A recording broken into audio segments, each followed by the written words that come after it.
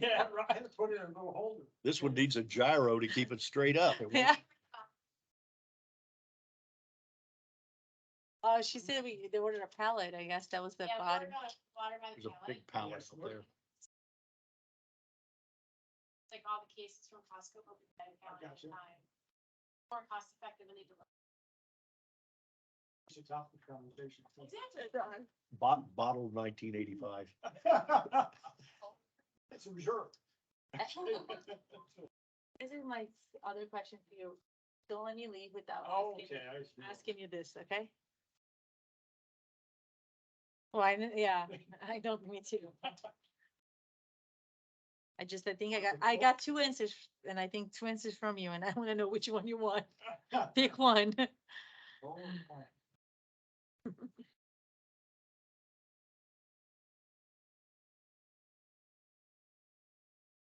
Are you recording? You got Yeah, 15 we seconds, are okay. recording.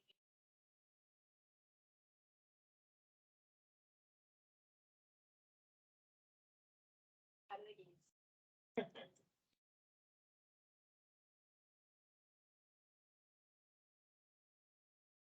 All right, so it's 3 o'clock. We'll go ahead and call this meeting to order, and we'll stand up and have the pledge of allegiance. I pledge allegiance to the flag of the United States of America and to the republic for which it stands, one nation, under God, indivisible, with liberty and justice for all.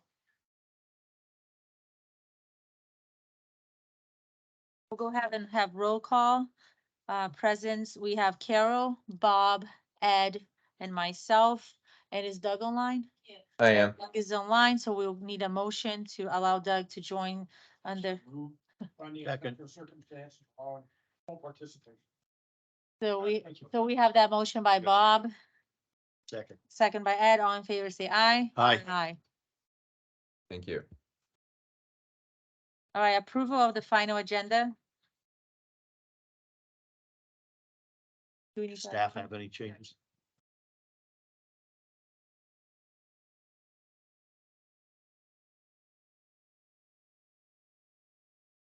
We're good, sorry. We're good, it's okay. So, Move to approve final agenda. Second. all in favor? Aye. Public comments, do we have anybody that has signed up? Okay. Yes. We have Mike Courier from FGUA. He's here to speak regarding agenda item 11H. Thank you, Madam Chair, members of the board. I'm here to introduce myself. My name is Mike Courier. I'm the area manager for the Florida Governmental Utility Authority. We're the water and the wastewater utility for the Lehigh Acres system. So agenda item H is my interest, and Chelsea and I have been having discussions, and we've done some due diligence. She'll share with you more of that later on in the agenda. But I wanted to introduce you to myself and our company, our utility. I think you have some handouts in front of you. It's just a brief history of who we are, what we are, and hopefully we'll do business. All right, thank you. Sure. I do not have anyone else signed up. Not aware of any emails or faxes that you haven't already seen, and there is no one in the chat that has requested to speak. All right. Did I get it all? Yes, ma'am. Local achievements and recognition, do we have any emails, anything we received? Just, tomorrow is Keith Riddle's last day, our Public Works Director. We wish him the best in his future endeavors over at Lee County. And we are actively recruiting for, his replacement, but he's given some pretty big shoes to fill, so we wish him the best. All right, thank you. Anybody from the board? No, nothing else? Okay, so advisory committees, items and reports. We won't have any, so I would just give the follow-up. I attended the Parks and Recs meeting. And I guess we can go, because I know we're gonna talk about that later on. We can go more in details, but they were giving the instructions for the board to expand their scope. And I heard that we did have a resignation this morning. So we have one open position on that committee. Approval of the minutes, So moved. I had no changes. Of the March Sec- 2nd, 2023. the workshop and the regular meetings, okay. Yes. So we have a motion and a second, all in favor? Aye. Aye. Consent agenda items, so resolution 2023-22. This is ratification of the board's direction to expand their scope. The Parks and Rec Advisory Committee scope.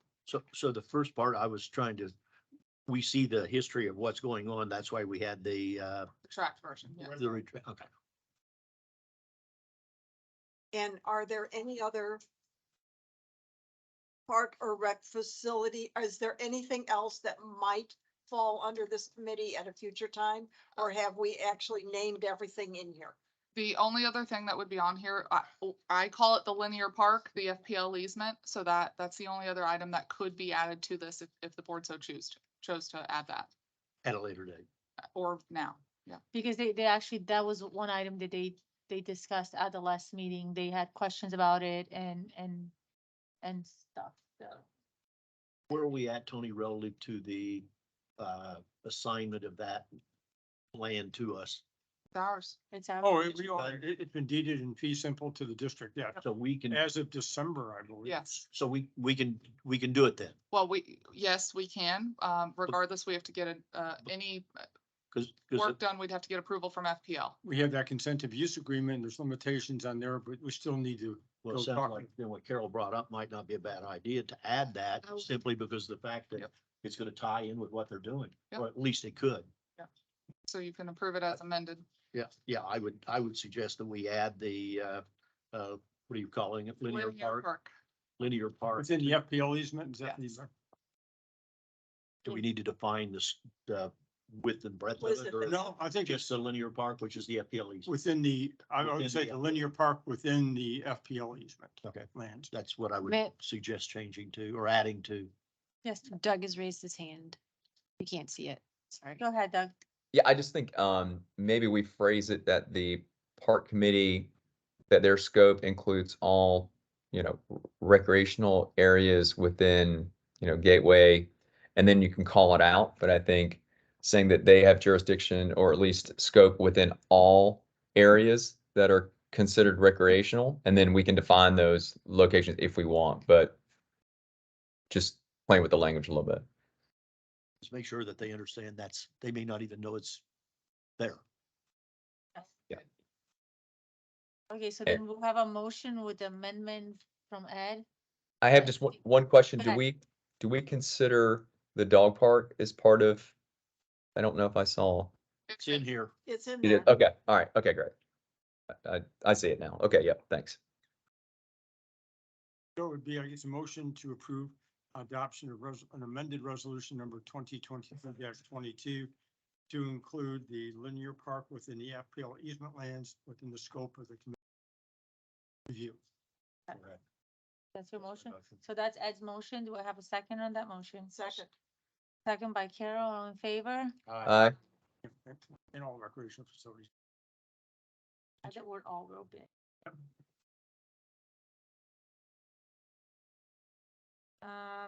District engineer, Yep, Stephen is here to give his update on all of the many fun things he's working on. That's right. Stephen Agapi, Tetra Tech District Engineer. Good afternoon, everyone. First on our list is the irrigation meter replacement. This project is scheduled to be completed in the summer due to water usage. It'll align better to complete that project. Irrigation pump station generator, we are awaiting bids right now. Lower Hawthorne well, I think we're preparing to rebid it. I don't believe it's out yet though, correct? Correct. Third Okay. bid, third time. This will be the third time. Nobody is bidding. The first time, we only received one person at the mandatory pre-bid meeting. We were advised by SRF to rebid it with a non-mandatory pre-bid meeting. We rebid it a second time. Nobody came to the pre-bid meeting. No letter was submitted because of some concerns with 24-hour drilling when they actually start to drill the hole because of how deep it is. So this will be the third time it's been bid out with the amendments as addressed for the 24-hour drilling, and we're in compliance with the noise ordinance. They're concerned that they can't drill They- 24? They were concerned, yes. Who's saying that we can't drill We, 24? we did not, nobody, there wasn't a question asked if they could or could not. That was just as part of the letter that they submitted. Yeah, it was, Of the no bid. it was their understanding Right. of a particular ordinance, and the ordinance provides exemptions for this type of activity on utility sites, in my opinion. What they should have done was submitted a letter with a question saying, hey, we get a variance from this ordinance. Did our specs say they couldn't drill 24? No, we just cited a ordinance, which was a noise ordinance with Lee County. But as Tony mentioned, there are ways to go around that with waivers and variances. So Or an there is, exemption, yeah, an exemption. arguably. There is a contractor that is interested in it. It's I believe Lane Well Drilling. The bid is out now. Randy clarified the bids are due on April 10th. So we're Okay. in a cone of silence. Speaking of noise, right? Yeah. Irrigation enforcement improvements. Yeah, this one here, we are working with FPNL for consent agreement. Fred should have 60% plans to staff tomorrow. And I did meet with the county and they notified us that they would not be expending any funds as part of this project. So if we did want to take our redundancy lines, they would be more than happy to cooperate with us and help our engineers design up to the The gate or the headworks. headworks, yes. Flowway weir adjustments, they are currently on site at weirs 3 and 2. They're moving along. Everything is going as scheduled. We should be done before rainy season. Pond 38. Pond 38 as well, yes. Griffin utility relocation, we should be starting in about a month. So Yes. everyone get ready for that. Notices did go out to the HOAs, and we posted it on our website and on Facebook. And the public information officer for that project is Sella Molnar and Associates. So any questions that you get, please direct them to them. I will get you their contact information via email in the next week or so. But it is on that flyer and on our website. Any questions or comments or concerns, send them to Sella Molnar. This is the installation of the aerators? No, The this is the roundabout. roundabout. Oh, the roundabout. Oh, The email blast you send out. On the aerators, L, about 3 hours ago, sent me an email with updated information from the vendor on how many pumps they'll need at each location, so we can wrap up our task with some figures showing where the electrical services will have to go. Phase 2, Year 2 lake bank restoration, Lakes 85 and 88 in Silver Lakes, we're doing a walkthrough tomorrow. They're completing sod today. They're on Lake 62 and Lake 58 in Stony Brook. And 62 is about halfway done. And 58, they're probably 30% on the way there. Villa Circle resurfacing. Are you gonna go back? You're gonna walk the next ones next week or so? Oh, we have that down here later. Okay. A Villa Circle resurfacing was originally scheduled to be complete this week. But due to some scheduling conflicts, it's been rescheduled for next week. Wednesday through Friday, milling and resurfacing. Okay, cool. Milling on Wednesday, resurfacing Thursday, finish Friday. Are they doing the whole thing or in phases? They will do the whole thing in those 3 days. So they'll mill the entire street first day, get it tacked and ready for new asphalt, and they'll start installing the asphalt in the next 2 days. So when do people have to have all their vehicles out? They will be able to access the street and their driveways during operations. They will or will not? They will be able to. They'll have like a 20 to 30-minute interruption if they're right in front of their home, but they move linearly. So if they're milling right in front of their home, it's going to take them 20 minutes to cross the driveway, and then they'll be able to back out and go. And same thing with the resurfacing. Okay. And I think he's been working with the HOA and sending out instruction to everyone involved, and I think everyone's aware. Yes. Yes. Here's the man right now. He's been doing a really good job of it too, keeping everybody appraised. Pelican Preserve road inspections, we completed our field inspections. We are drafting a report now. We're scheduling for April 3rd to deliver a draft report for staff's review. And we plan on taking that report after we review it to PPAC at their April meeting. Gateway Storage Building, I'm essentially just waiting on some electrical sheets to be updated and title work for our boundary survey. Tony promised Friday. Huh? Tony promised Friday. Got one more day. Yeah, it's for the utility side. Yeah, for you. Yep. Okay. So we should have those wrapped up in the next 5 business days for staff review. Gateway Admin Building, we're gonna talk about that immediately after this, so I'll just leave it at that. Eric Fye, the project manager for that project, is on the call, so he'll be able to address any questions. Phase 3 fiscal year 24. So the fiscal year 24 Lake Bank Restoration Project, we have all our surveying done.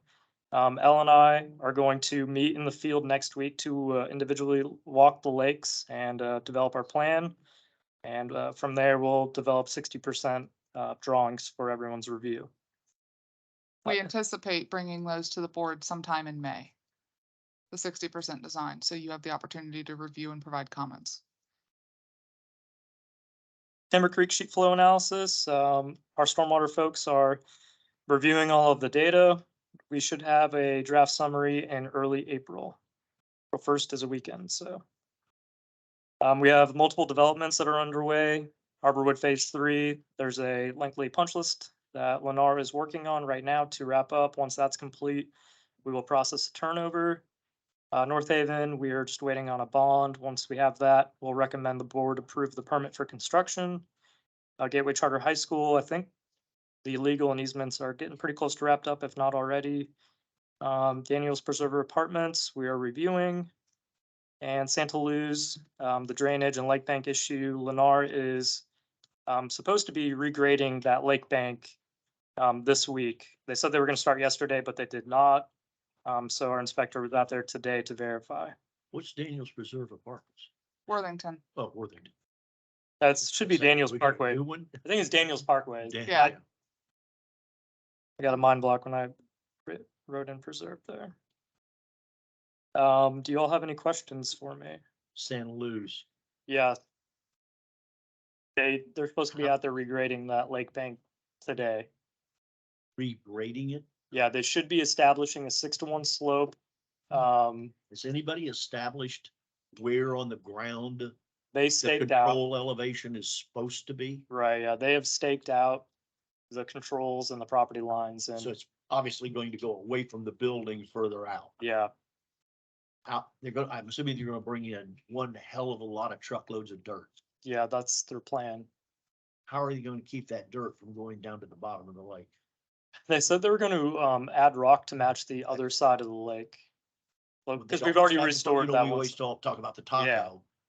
They're almost gonna have to put a taco at the bottom, Yeah, a donut of some kind, to keep that dirt. Because when they start putting it at a 4-to-1 slope, yeah, it just isn't gonna stay there. It's gonna try to go right down into that water. yeah. So they're gonna have to sod down to the control elevation and, I mean, when they build all of these lakes, that's essentially how they're all built. Is, Is it definitively that the lake was built wrong? Or is In my the apartments opinion- put in the wrong place? no, the apartments were built in the right place. In my opinion, the lake was just slightly over excavated and then over the years, it's eroded into the property. There's no doubt about that. Yeah, I mean, there's, that you know, happened. this much erosion, so that, Right. you carry that over to here, it's probably 3 or 4 feet of erosion. When they get done with that, because I get hit by the people that are buying these units, they're also, well, 36 of them. Yeah, They're asking, when are we going to see what we see on the other side and have our side to match it? well, I mean, the other side was, Was there gonna be in there one time? It'd be crazy to do it twice. yeah, I mean, so I think it's fair to have the contractor install it the way that it was supposed to be installed. Gateway's not paying for anything. And the other side of the lake was done by Gateway to restore erosion that occurred over, 20, 30 years. So, Have we approached Lennar to ask them for filter fabric and stone on their side of the lake for the entire footage? no, that's not in the permit criteria manual to build lakes that way anyways. So that means that we need It to would make be an sure, we add-on. need to make sure then that that work they do to bring it to final grade and design is done. Yeah, Because historically in Gateway, that Oh. never happens. We're on it. We're very in tune.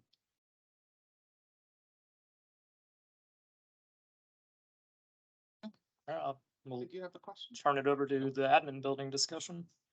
So no questions on on this report. So yes, we'll go ahead to item B. This is 60% design. I will let you know that staff has already provided our feedback and comments on this. Please know that this is really your last big opportunity to make any changes. Anything beyond this point will warrant probably change orders with the design because there will be a lot of additional cost, but with that, I'll turn it over to Eric. Good afternoon. I presume that you had a chance to review the drawings for the building and the site plan. I do want to note, we were far enough along in 60% design that the 2 additional offices that you requested the last time you looked at this have not yet been added, but I got confirmation today that our architectural team has incorporated those into the Revit model per your request. So you'll be seeing those in the 90% design deliverable. We are working toward a 90% design deliverable on April 7th. And we have our review meeting with staff scheduled for Tuesday, April 18th. Per our task authorization, we'll be submitting for permit at 90%. So second week in April, we expect to submit our development order to Lee County and our environmental resource permit to South Florida Water Management District. With Eric? that, I'll just open it up for questions. Well, Eric, too, you want to just touch on our pre-application meetings that we've had and had some changes reflective of the comments made? Sure. One of the comments, the most impactful comment was from South Trail Fire District. We did have to move the building farther south, so can we display the site plan? Yep, give us a second.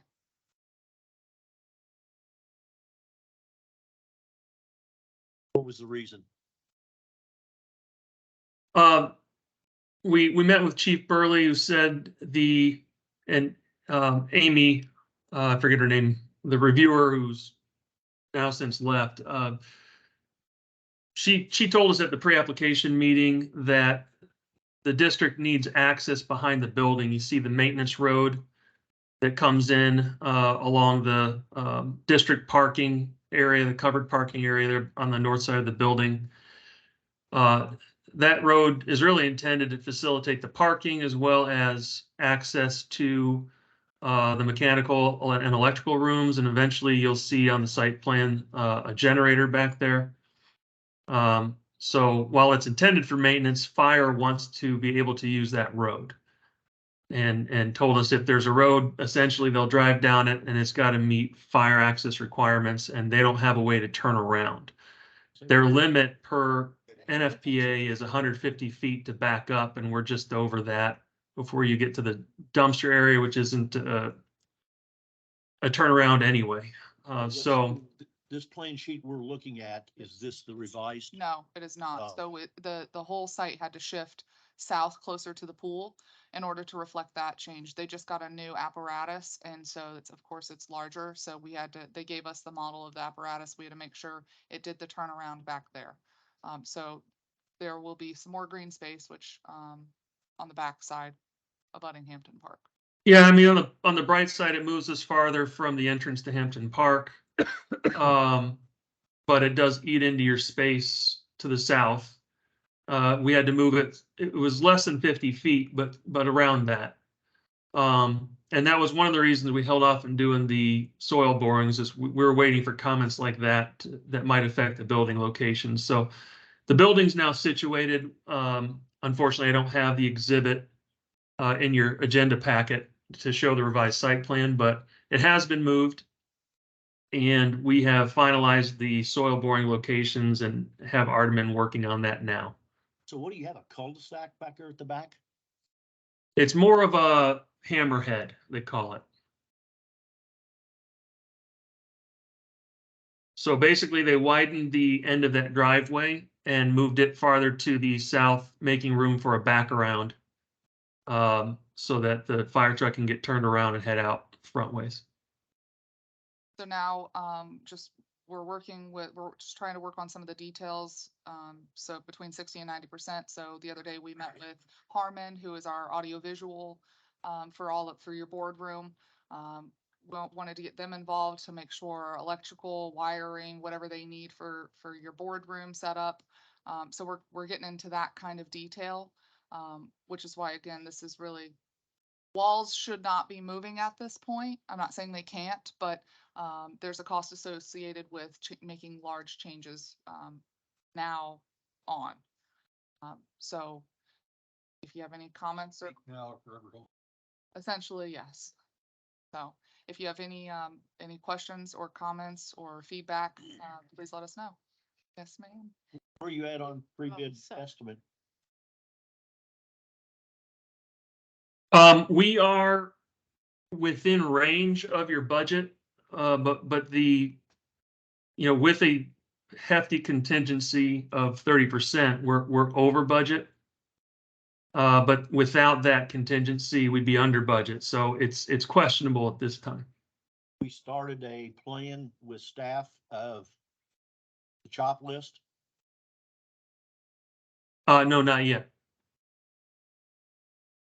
We're not sure we need to. Don't make budget.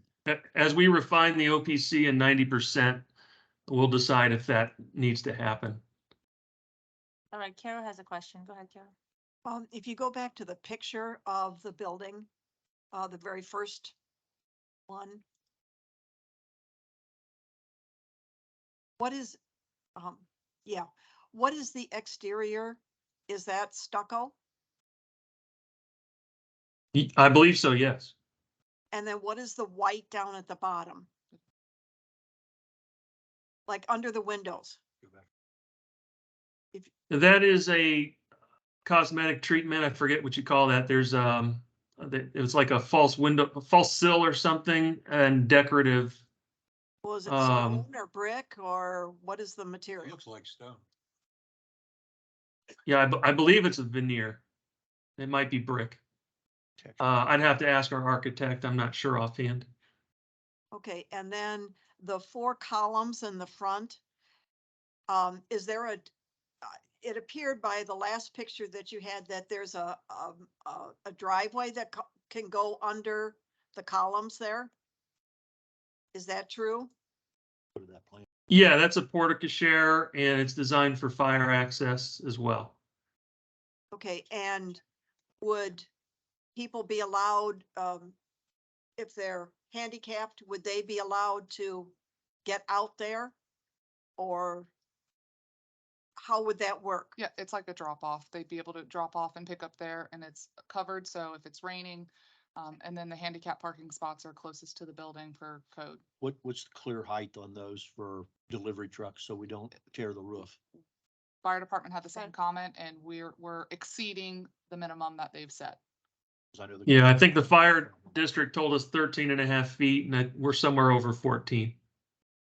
Okay, and then the entrance to the meeting room, the boardroom, there's nothing there. There's no portico or anything.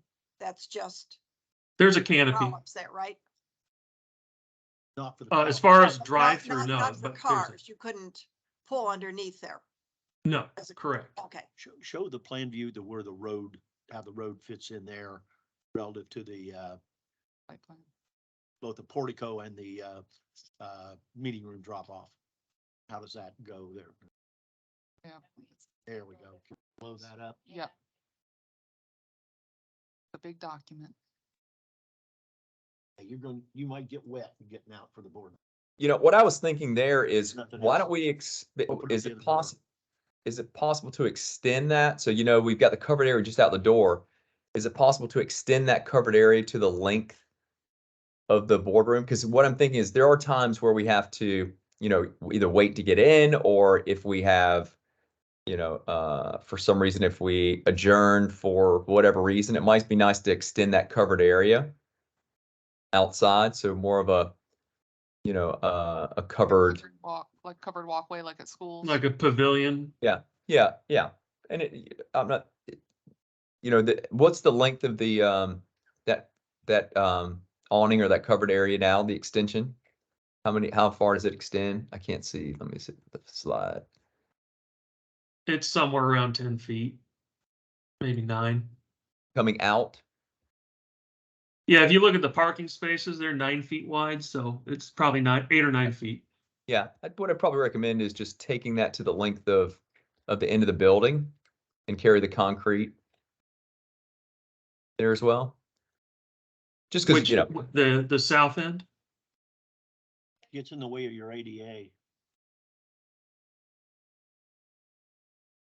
Well, the Yeah. intent of the portico share is to have the drop off and pick up there, that because it's covered, and then you can walk to the boardroom. The whole point of the secondary boardroom access is for after hours. If there's HOA meetings, we can restrict their access to just, you know, that side of the building. Yeah. But I'm thinking if there's like a closed door session for some reason, would be standing out there. yeah. Well, and is that going to be Would like be for board? standing Out there. Yeah, and for board Maybe they could meetings, stand under something. yeah, and for Oh, board yeah. meetings, would the public enter through that door?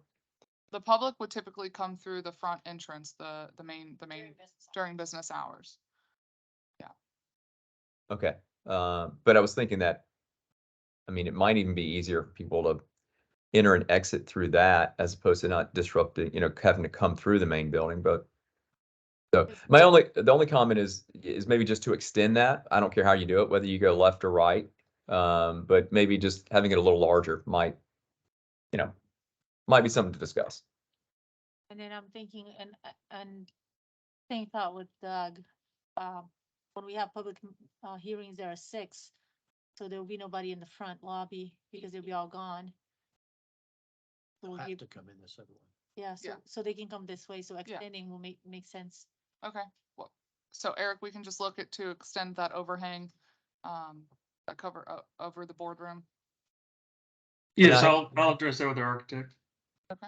And just one more question. So in the rear of the building, if you look at the break room and what is that, the staff conference area? Yeah. That green space behind it, are we looking to do something with that? You know, put picnic tables or something for staff to be able to access in the rear of the building, because that's just unusable dead space. Yeah. that's fine. We plan to put tables, picnic tables in the patio area. The green space was just for landscaping, but we can obviously enlarge that patio area to suit your needs. Is that Okay. sidewalk that goes and meanders along parallel to Gateway Boulevard, it only goes over to be able to access the sidewalk on the west side of the road? There is no sidewalk right now on that side of the road anywhere. Correct. So it's Correct. only to be able to get to the other side of the road. To the, And yeah, at Hampton Park. And then the other one is, what's that, road cut that I see there that I thought we couldn't have? we can't, but the fire department can. That's for the fire department? Right, That's Eric? going away. Yeah, that's going away. That was for fire department access to the fire hydrant, FDC, and backflow preventer. But during our meeting with Chief Burley, excuse me, he said it would be better to have that equipment placed in the end island of the parking lot because they drive their hose. They don't drag their hose by foot, and so he wanted it closer to the fire access route. So that grass paved driveway is going away. And the sidewalk heading over to the swimming pool, what is that dashed line that it goes over? An easement. That's the FPL easement. Oh, that's an FPL easement. Say, I hope it isn't a canal or anything. So, Ed, you were talking about this? Yeah. For the, so this is just gonna be a It's paved, gonna go away, saying This is now, gonna because they're gonna reload it up here to this island. but this pad is what would have a fire hydrant? Is that what you're talking about? It, we would have, but the fire department said Okay. they prefer a different method. Anybody have any other comments or questions? Easement with, uh, Hampton? Hampton Park. I'm still working with Grady Minor on finalizing, the sketch and legal descriptions. I sent one copy of the sidewalk over to Tony for his review. I did send a note to the president, and their saying, hey, we've identified this. I'd like to sit down and speak with somebody. I have not heard back. So, I've at least initiated contact to try to set up a meeting. We'll be there on the 30th for president council meeting. Yeah, so maybe I'll mention it to him then. And wasn't there's an issue with the use of this land itself for the building? Has that been cleared up now? Yeah, we have the lease waiver and disclaimer, plus since the district acquired it for government purposes, my opinion is they don't. It was not.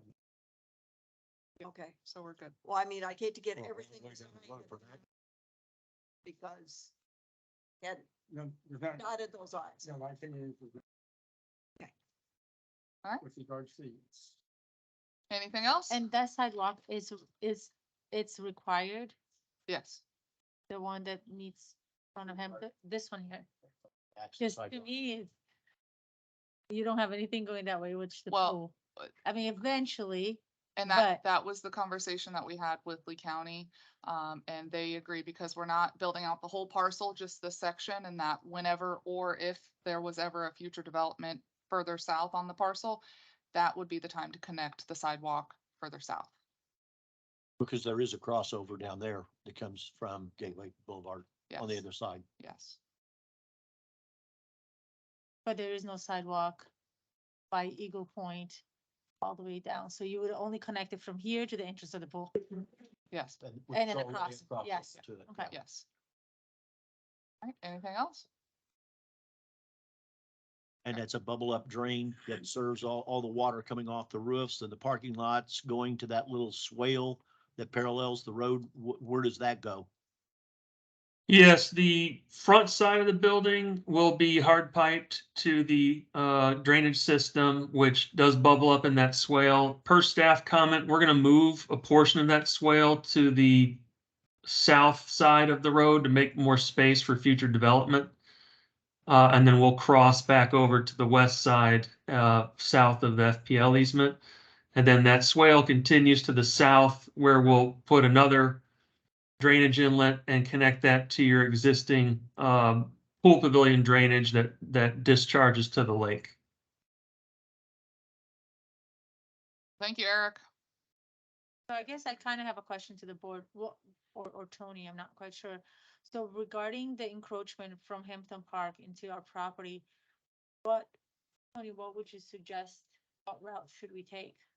What are our options, I guess? Well, I think the conversation was we would get an easement from Hampton Park for sidewalk easement. Is that correct, Chelsea? And we would grant Hampton Park an easement for that We- little sliver that encroaches onto the district. So see this squared line here? This is sidewalk that encroaches onto the district's property Where and do you then look? I don't see right, what you're right, looking at. right here.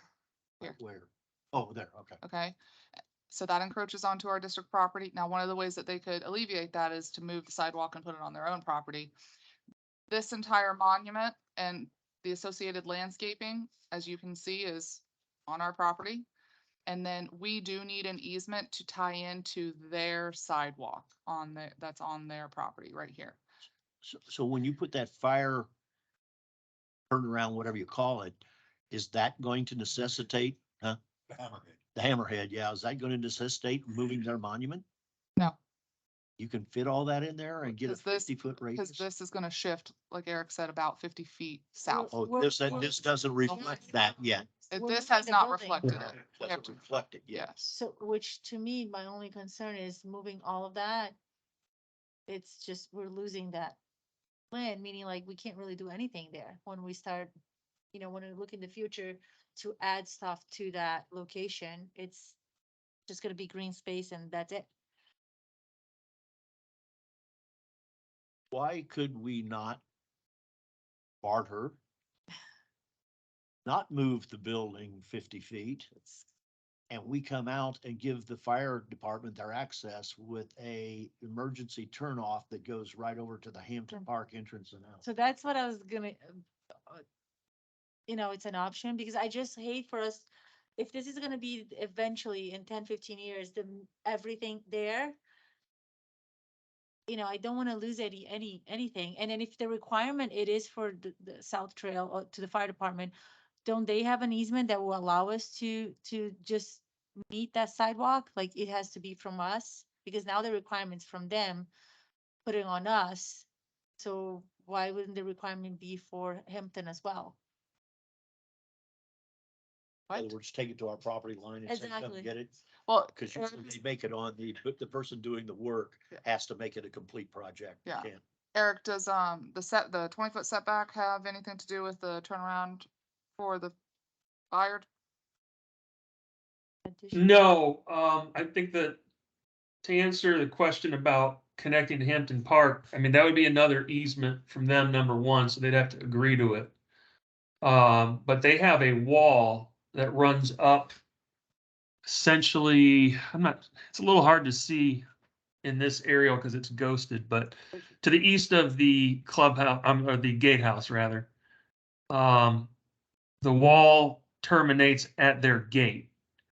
So now you're penetrating their wall with any fire access. We'd have to put in a gate.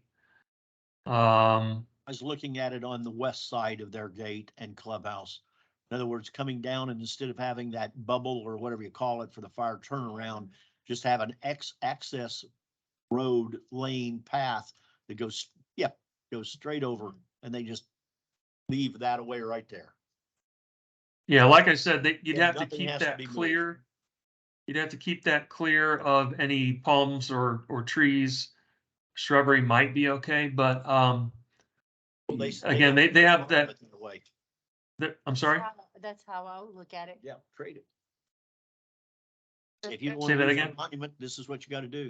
If that's how the board wishes us to discuss, I mean, that's something, Eric, It's an option. It's It's an simpler option. that way and we won't be losing any more. any more valuable real estate. Yeah, and particularly then for the south. then they don't have to touch anything on this plan. What gate access that we're gonna have? Exactly, yeah. Yeah, Seems reasonable to me. it's an option. But right now, that's why I agree with Flavia. Moving that thing over is value to us lost. That's a And- lot. And they pay nothing. Nothing. So it looks like to me that we're in a position to bargain. See what they say. We can ask the question. We Then definitely tell- need to make then a tell decision. then tell them what the cost is for that easement. We need to make a decision on this sooner than later because Artemin does have to do the, coring. I always confuse the two. How borings and quick coring. is it, or how easy is it just take and modify this drawing with real plan view, real simple? Put in a 90-degree turn there to where that truck comes down. It can go simply out to the north and access and leave via their entrance. Send it to them and say, this is what we're looking at in consideration in lieu of moving this whole thing 50 feet and you having to pay for that movement. They'll have the board meeting tonight, so, Plenty of time. No. right? I said they have their board meeting tonight, so they can, I Well, mean, if you hope- already contacted them, they should be aware of it. Yeah. I'll work with Eric and see if it's, feasible from that standpoint and see what Hampton Park says.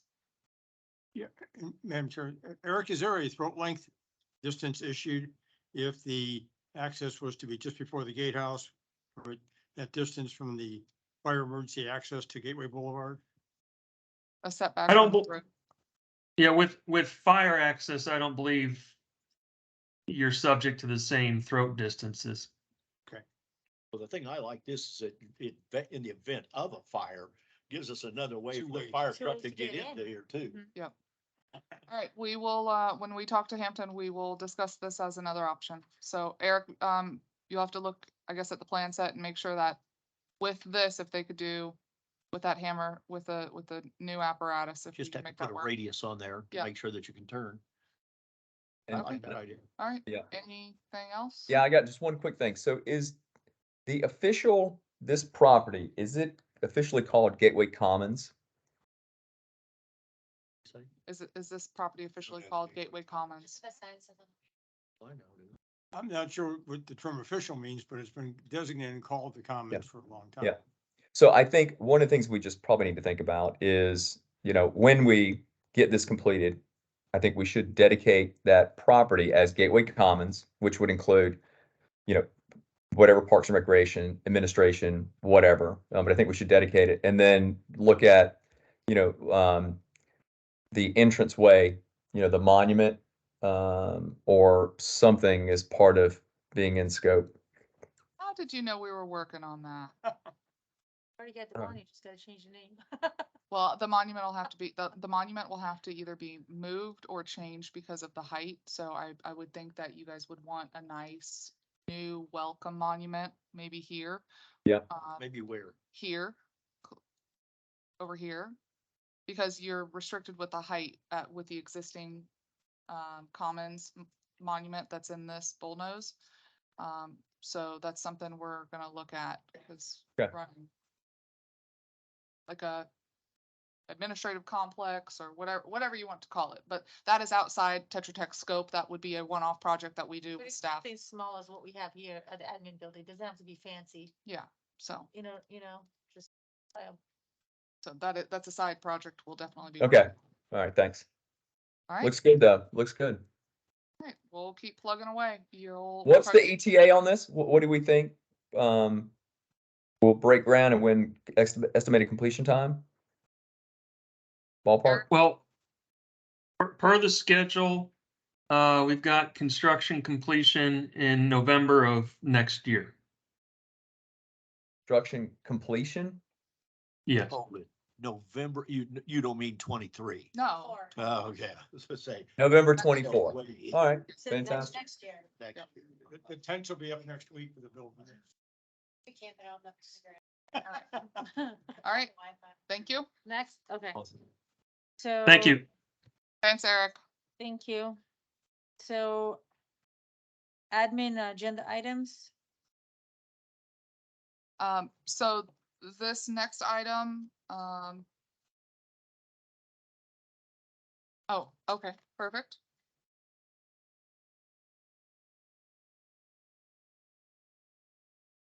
My name is Doug Zanter, and I'm the chair of the Pelican Preserve Pond Subcommittee.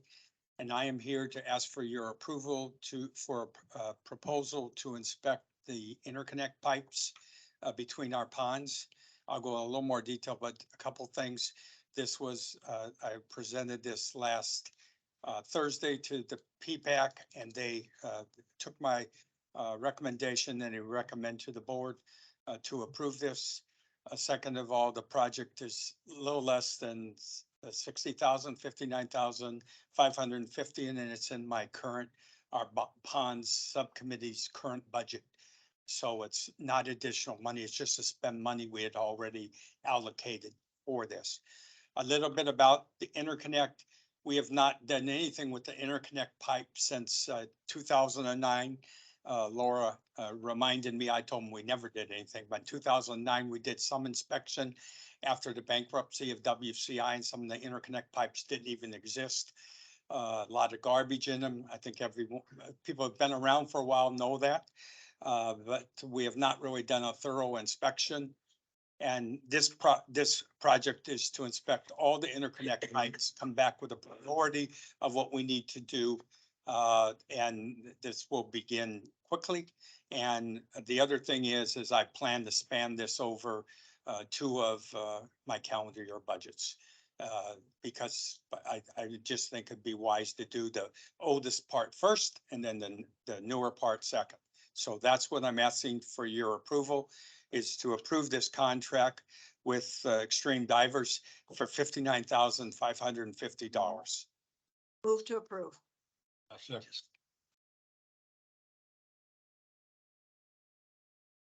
But 1 second. Get technical difficulty.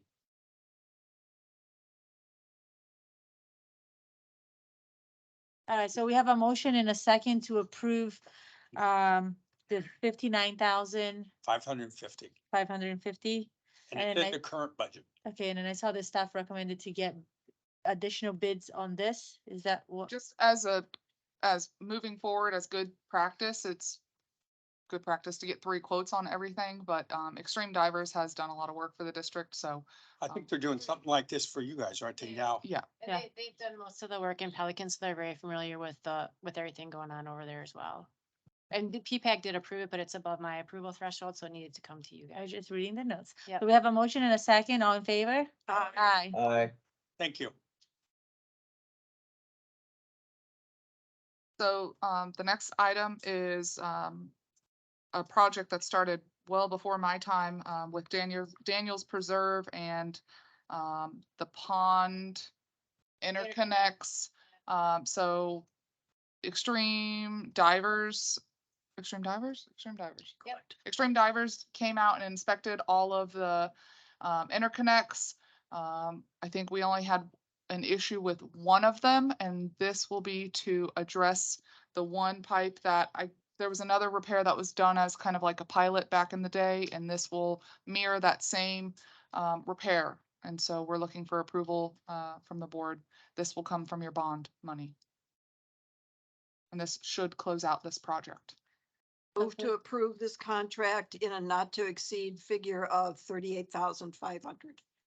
I'll second. I have a motion and a second. All in favor? Aye. I got one question. Sorry.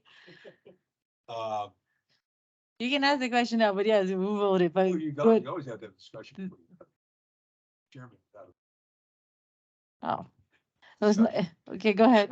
No, my question is this another case where the pipe on the bottom was buried below the bottom of the floor? Yes. Okay, so wait, this is a situation where we were down below the, But this one doesn't necessitate the U-shaped deal. It's the, It it does. Oh, it does? It does. Oh, okay. but they No, managed to do it in a much more efficient way than it was first proposed. Correct. Okay. Yes. All right, that was all. I just want to make sure it was the second event like this. And, Yes. and the other missing pipes, I say that in parentheses, were found and cleared as part of the inspection. So this will, again, will close out this project. And we had thought we had thought originally that there might have been 4 to 6 that were gonna need to be repaired, and we ended up only having to do 2. And two's bad enough, but yes, you're Yeah. right. Okay. Thank It's you. really a construction defect. Yeah. For lack of a better word. It is. Okay, Thank now you. I'm ready to vote unless you want to do it again. Well, I think there wasn't a motion for discussion. It was a second and then we went for vote, but okay. So it's voted. So then we'll go to the next one, which is the Mainscape contract. This is the third of the this is the final renewal of the Mainscape contract. We did have some amendments, and per Mr. Banks's request at the last meeting, we did summarize, do an executive summary of the changes, and you'll see them listed under what the action accomplishes. We have had multiple meetings with Mainscape to address some issues, irrigation, reducing the scope, and this will, of asking for approval of the final here. So Carol has a question, Carol. Yeah, is there anything in this contract about that new turf virus that is in some parts of Gateway now that other communities like Pelican and whatever are looking at? We have not included that as part of this. The only really tweaks that we made were the added storm recovery rates and specifications. That was as a result of Ian. As we go into drafting the RFP for next year, we definitely intend on reviewing that virus and Do we have time to wait a year? I think so. I think so. It's not spreading that quickly? We don't have any in Gateway Greens. Check. According to Mainscape, we don't have any at all. So But I understand do. it is in Pelican, or it is in Hampton Park. Gateway Hampton Park. at some point. I was gonna, We have some. That's what I'm told, but it wouldn't be part of this contract either way. I mean, that would have to be pricing and all of that would have to be have to be negotiated. But I think in the next go around, we have to include that as part of the RFP process. When we say, I am given to understand that it is mainly, this virus is spread through the grass by the lawnmowers that go and they cut the, they spread it. The sap. yes. Sap is what's, yeah, it's And not the then it stone. is spread by that. So is there anything in here that we can make them do the things that they have to do not to spread it? Like they have to sanitize their equipment and things like that? Do you think we're- There's, Keith Riddle, Public Works Director, for another day. For another day. So there's just way too many variables right now to write a specification for these folks on how to treat. Because sap can be transferred by kids playing in your yard and then moving over to the next yard. It can be a golf cart that runs across the yard. And it's just not, it's not at the point right now with research and knowledge to write something that is fair. Part of addressing this virus will come part of your budget for next fiscal year and putting together a plan on how we address this. It, from everything that Who I've is this? attended, and I've attended some seminars about it, it just seems like it is, to wait a year means that we aren't going to control it and, we're gonna have to spend money to replace the grass. We have George from Cross. Now No. that's for another Oh. topic. Oh, okay, Yeah. never mind. George is for solar Um, units. Sure. You want me to go in? Yes, Okay, so I'm not sure what the seminars you have attended. I know you had one with a vendor. So I was able to attend probably 8 seminars with actually the pathologist from the University of Florida that Okay, is handling most of, pretty much all this coast. So yes, the lawnmower is one of, areas that can spread, but also your lake maintenance guy that's going in the buggy around because he is grinding those, the grass and going around. Your golf cart driving, that's doing it. Aphids, also hoppers, grasshoppers and all the other things. So there's a lot more than just that. When it comes to the spreading, I did see that about 3 years ago, Mainscape did put out on their website that they were aware of it. I don't think they necessarily notified the district, but they were aware of this virus coming into this coast, and I think mainly in Collier County. So they already started this procedure of somewhat sanitation, because it's something that they already kind of do. I mean, I'm not there looking at it, see if they're doing it, but even if we write it, we don't know. But they do have a protocol of things that they're already doing for past years regarding the virus. So that's as far as I know. And I know I had to reach out to Keith because we were trying to get Dr. Harmon with the University of Florida to do a presentation either with the board presidents of the HOAs. So it's not necessarily a vendor explaining, because I will tell you this, when we had it back in 2018. We You had it? Yes. Oh. We had it in 2 locations and we were able to maintain it free up to this year. So right now we have it in 9 locations. I wanted nothing more than to blame the vendor.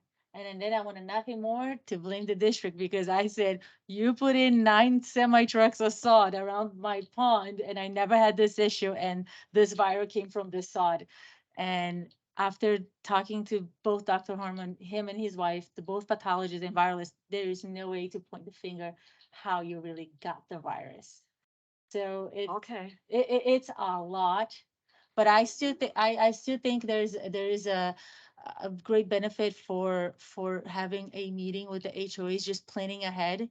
I know as of right now, we have it. I know Hampton Park has it. I know positive tested, sites, but it's very complicated. It's not as easy as we So thought it was. so Flavia, it sounds like there's so many contributing variables that it's very difficult to do preventative measures.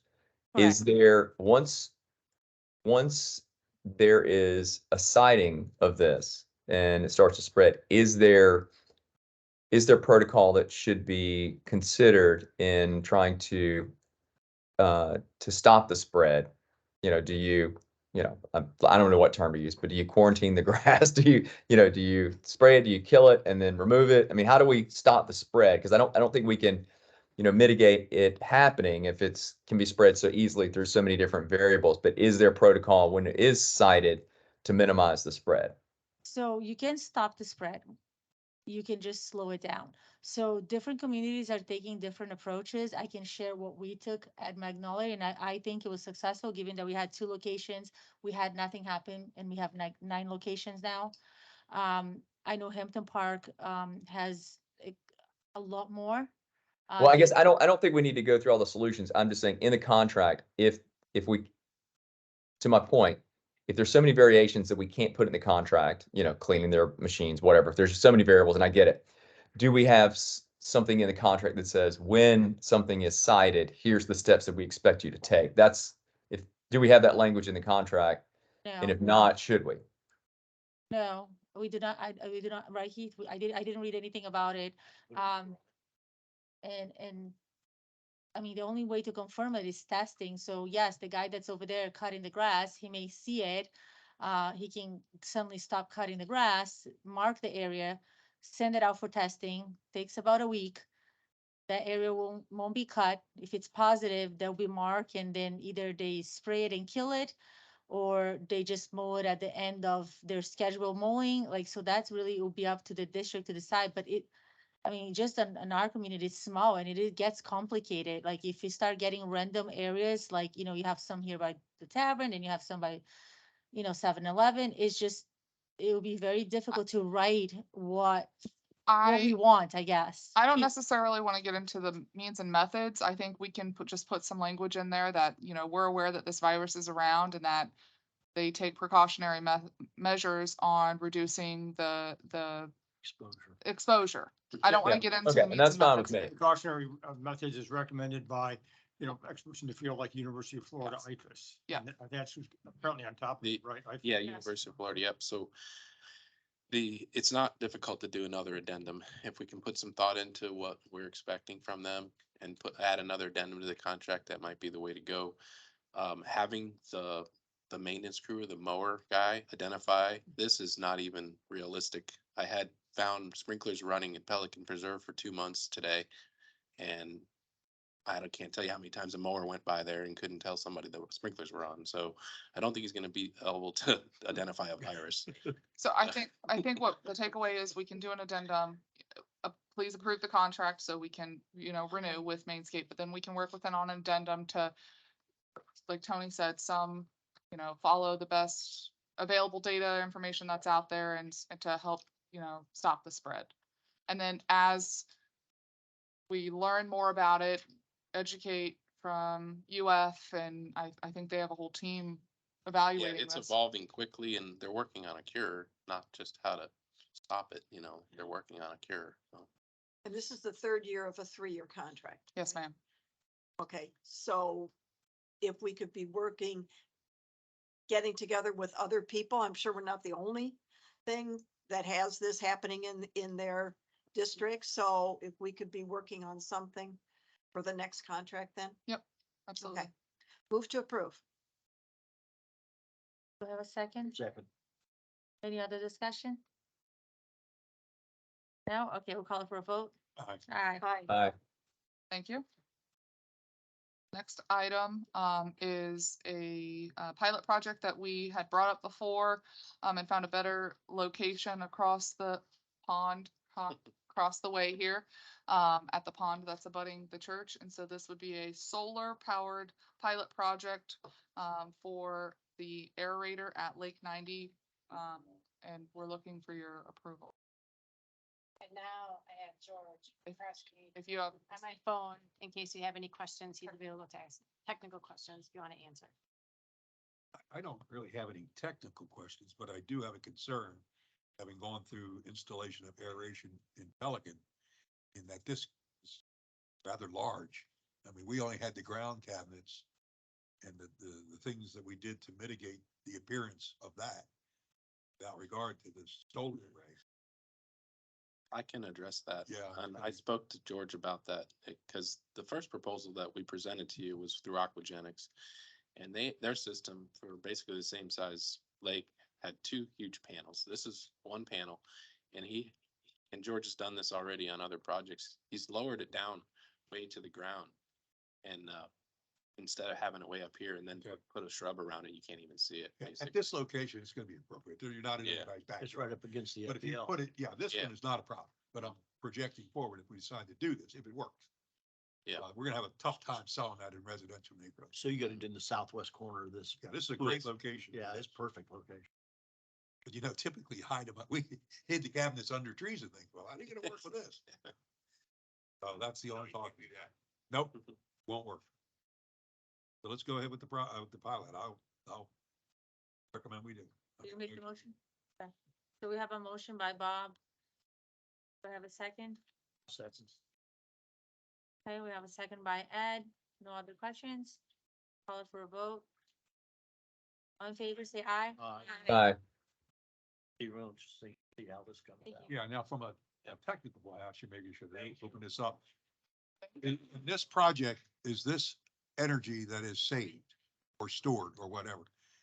Do we sell this back to FPL when we're not using it? This is not that, well. It's not, it's not tied into the grid, and it's not tied. enough power to, in a lot of cases, run it Two 24 squirrels hours a with day. a nut. So All right. that would be awesome though. We need about 100 panels.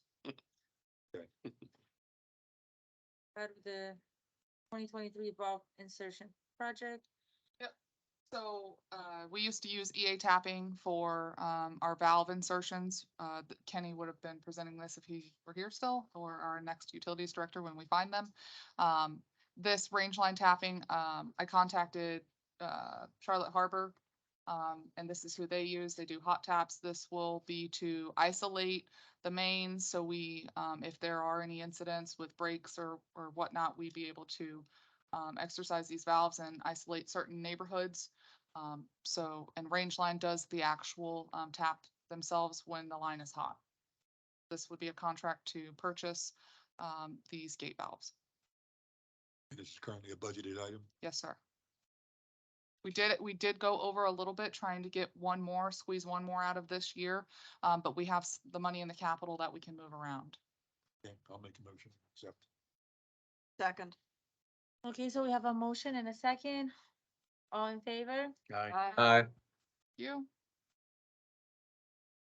All right, the next item is, so Stephen touched on all of the private developments that we are working through, one of them being North Haven. And Daniels Parkway Apartments. It's been brought to my attention that we have this availability fee. And we have a couple commercial developments that are not being charged this availability fee. And so we're looking for your direction on North Haven is one of them. Daniels Parkway Apartments is the other. They're within our district boundary, but we're looking to, it's my understanding that Tony might be able to provide the history, but They'd be excluded. Yeah, Chelsea, and I had a brief conversation about this and I was trying to understand why. Especially North Haven, because it's right on Gateway Boulevard. Yeah. Which has transmission and collection lines running right there. yeah, so. Worthy and Daniels Parkway has lines, I think, stubbed out or near inside Daniels Preserve. I believe there's a line up there, or I mean. I'm not 100% sure. So, yeah, I didn't have a chance to go back and look at everything I might have, but I was wondering also. So I just wanted to be clear that, are you okay if we start charging them this Yeah. availability Yes. fee and Yes, absolutely. being transparent, because this, what's good for the goose is That was good for the that gander. was the whole reason of putting that in. Okay, Do you want a motion? How much is it? Yeah, how much we talking? I'd Not have that to, much per, they're not that much per month per unit. no, and I'd have to talk to Tony about, how far back can we go now So this would be added to their rate, to their water bill, yes. to their water bill? Which I don't know that we actually charge them one right now. I'd have to find out from Leslie, but the property changed hands in 2020. And the little bit of feedback that I got was, there were some issues back in the day between WCI and the district and contesting and the amounts and things like that. But it would be my recommendation to go back to when the property changed hands, and 2 years charge ago. this availability fee. Wasn't that that deal, Tony, with the reservation and they had so many reserved, fees? Was that the one with WCI on that? I can't remember. think I that was gonna go impacts back and these. look, like I said, this issue, I just became aware when I was looking Well, at the that's a long agenda and time the agenda ago. items. Were they specifically excluded in the past or did it just spell that what? Notice fell through the I cracks. think there was discussion and then there was no final conclusion. And so staff did not get clear direction. And so, we're trying to correct that. now. Okay, so do you want a motion for Yes, this? please. Okay. Yeah, because again, if you look at on the agenda packet, page 189 gives the availability fee charge. And it's $6 Yeah. And it said what it would be out in January 2023, and that's one wondering, why I'm wondering why it wasn't adopted. Since it had it, somebody had projected and gone to all that work. I have no problem with it. Okay, so then I'll need a motion. I'll make the I guess the motion. motion would be to affirm staff's application or interpretation that availability fees be charged to these two properties, North Haven, Daniel Parkway Apartments, and to research how far back the district. Has there been any discussion with them to let them know this might be coming at them or? No. Okay. Well, we're gonna find out once we tell them, that's for sure. Yeah, it's $72.13 per year per dwelling unit based upon this. It's the schedule. It's not a big deal. No. But it's the point. Correct. Yeah. I make that motion. Okay, so we have a motion Second. and we have a second and no more discussion. We'll call it out for a vote. Everybody, in favor? Aye. Aye.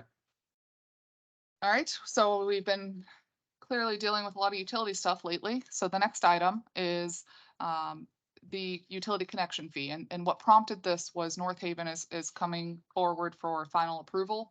And they inquired about their costs, how much were they gonna have to pay to the district. There's been some discussion about what an ERU is equivalent to. Is that to 1 or is it to 0.8? Lee County does 0.8. I just needed clarification on what the board set as the ERU, if it equaled 1 or 0.8 for ERC. ERC, oh, sorry, ERC, No, some people use ERUs, some use ERC. some ERCs. ERC. Same thing. To my knowledge, it's always been 1 here. Always been 1. Because, I mean, that's gonna affect how much they're gonna pay for the connection fee. So that's, again, we wanted clarification. So I'll refer to you. If you say it's 1, I will. Unless Tony can think of something different, I don't know of any deal. We've had this come up numerous times that apartments are equal to 0.67 and people have brought in engineering reports that say condos are 0.8 and all that. We have pretty much always stuck to 1. Yeah, if you look Everybody at is page 1. 196, again, it's the schedule in the connection fees are listed there for the multifamily residential. They went up, the connection fees went up in 2019. Yeah. And and the same per multifamily residential dwelling units per dwelling unit and single family also. That's just. So that's, So it'd be $2,560 per dwelling unit is what we would charge Okay. if it equated to 1. yes. It says per dwelling unit. It doesn't assign it an ERC or an ERU factor to it. So what would be the appropriate motion then? I guess to confirm the connection fee schedule that's in the existing utility rules as to multifamily residential as being $2,560 per dwelling unit. I move whatever he just said. So we in have other a- words, it's the same as a single family. So Yes. we have a motion. I'll second that motion. and we have a- I'll make it whatever. Okay, so Carol made a motion. We have a second by Ed. Any other questions? No? Everyone in favor, say aye. Aye. Aye. Thank you. And the last, well, The Last of easiest the- of all, right? the last of the administrative agenda items is the FGUA interconnect. We were approached by FGUA. Mike was up earlier.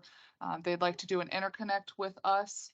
as an emergency basis for 2 years and then potentially a long-term, leaving it in long-term as an interconnect that could go both ways if needed. We did have a meeting with Lee County Utilities Director Pam Keys and some of her staff.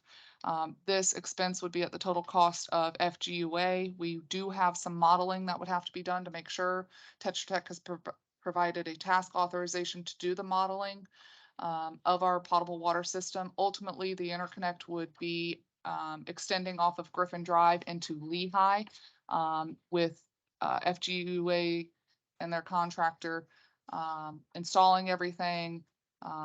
One of here's just a quick list of items that we would need to do in order to implement this. They are hoping to do it sooner than later. We would need to receive an official request. That was kind of me as a housekeeping administrative item for the file. Yes. So they, Lehigh would be buying water from us. Yes, ma'am. Through, We have sufficient capacity, that's what to they're going to handle- do the test. ourselves as well as anything that they might have into, let's say, the next 5 years. So the county, the county will only allow 1 MGD. It's an MGD. Million gallon a day. Oh, million okay. gallons a day. And so that would be what the modeling would be tested on, from 0.5 MGD to 1 MGD. Tetra Tech, the task authorization that they provided would ensure that we would meet, I'm drawing a blank right now. The That we demand, Have enough. yes, to we would have enough. support what we have and And- the new and- items that are coming Yes, within the next few years. at final that. build out, yes. Now, are they Well, going to? because this is one of the problems that the city of Fort Myers is having. Yeah. They've allowed so much development and their water system has not kept up. Mhm. Meaning that in Pelican Preserve, we have pressure issues. Mhm. And, we lost water. Yep. Not from the district. Yep.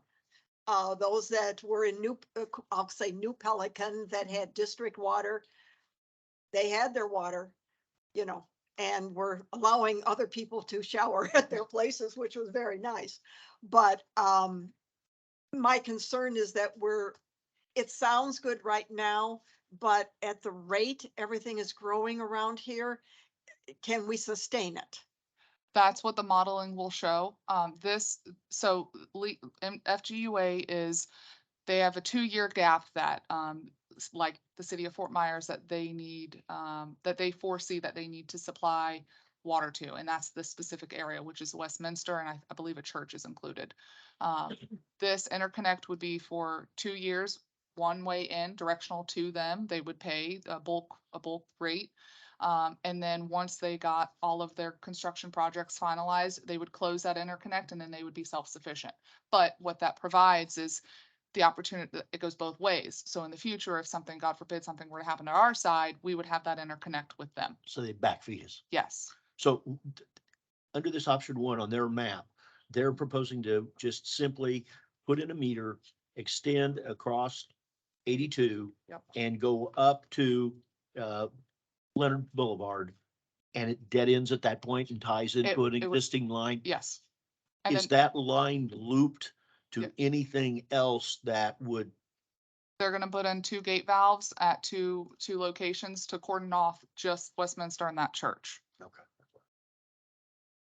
Well, subject to that test, that The they do 2-year. hydraulic analysis at 1 MGD, which would be about 700 gallon a minute.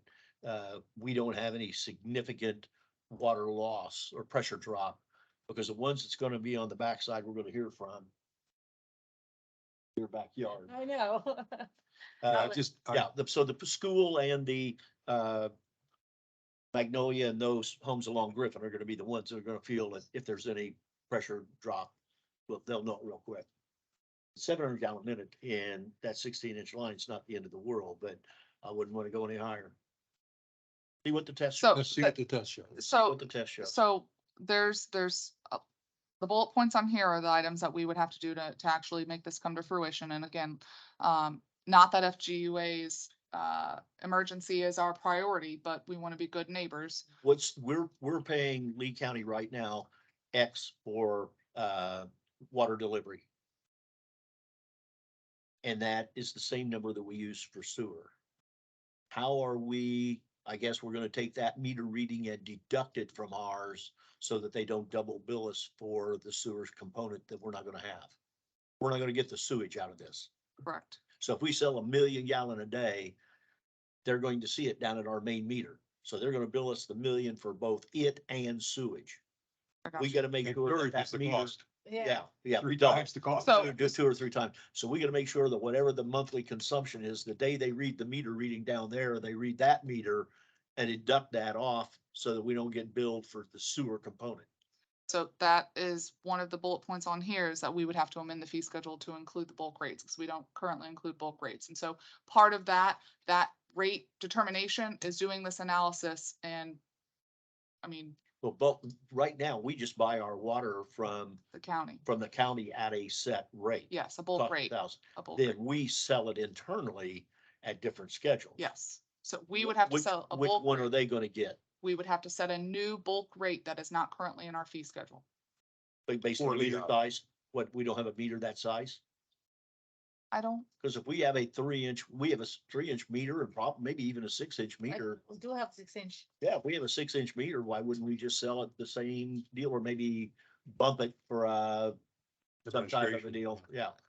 But Well, I'm part sure of- we part have of- a 6-inch meter. again, this is so preliminary. We have to make sure that we can provide enough water to them. Well, I based think on that month. the issue I'm trying to come up is a 3-inch meter or a 4-inch meter or a 6-inch meter, which one are they going to put in the pit to transmit this water? And That's based on 700 gallon a minute, if that's the maximum amount of. flow. getting your approval here today for us to start working on Well, I this, definitely think it's. they worth need changing. they need that in order to go to their board and authorize the engineering. As long as Tetra Tech comes back and tells us there's no repercussions on pressure to our system. I have a problem. Okay, Yeah, and Chelsea and I have had a few conversations because and based upon your comments about the wastewater charges, we definitely need to amend the interlocal agreement on the wholesale potable water. Also, there's I'll call it the master acquisition agreement, because that defines the district's service area and defines the district's customers. And so that would need to be amended. Yeah, that's not good. That's a good point because there's a limitation on that in there. That's our service area.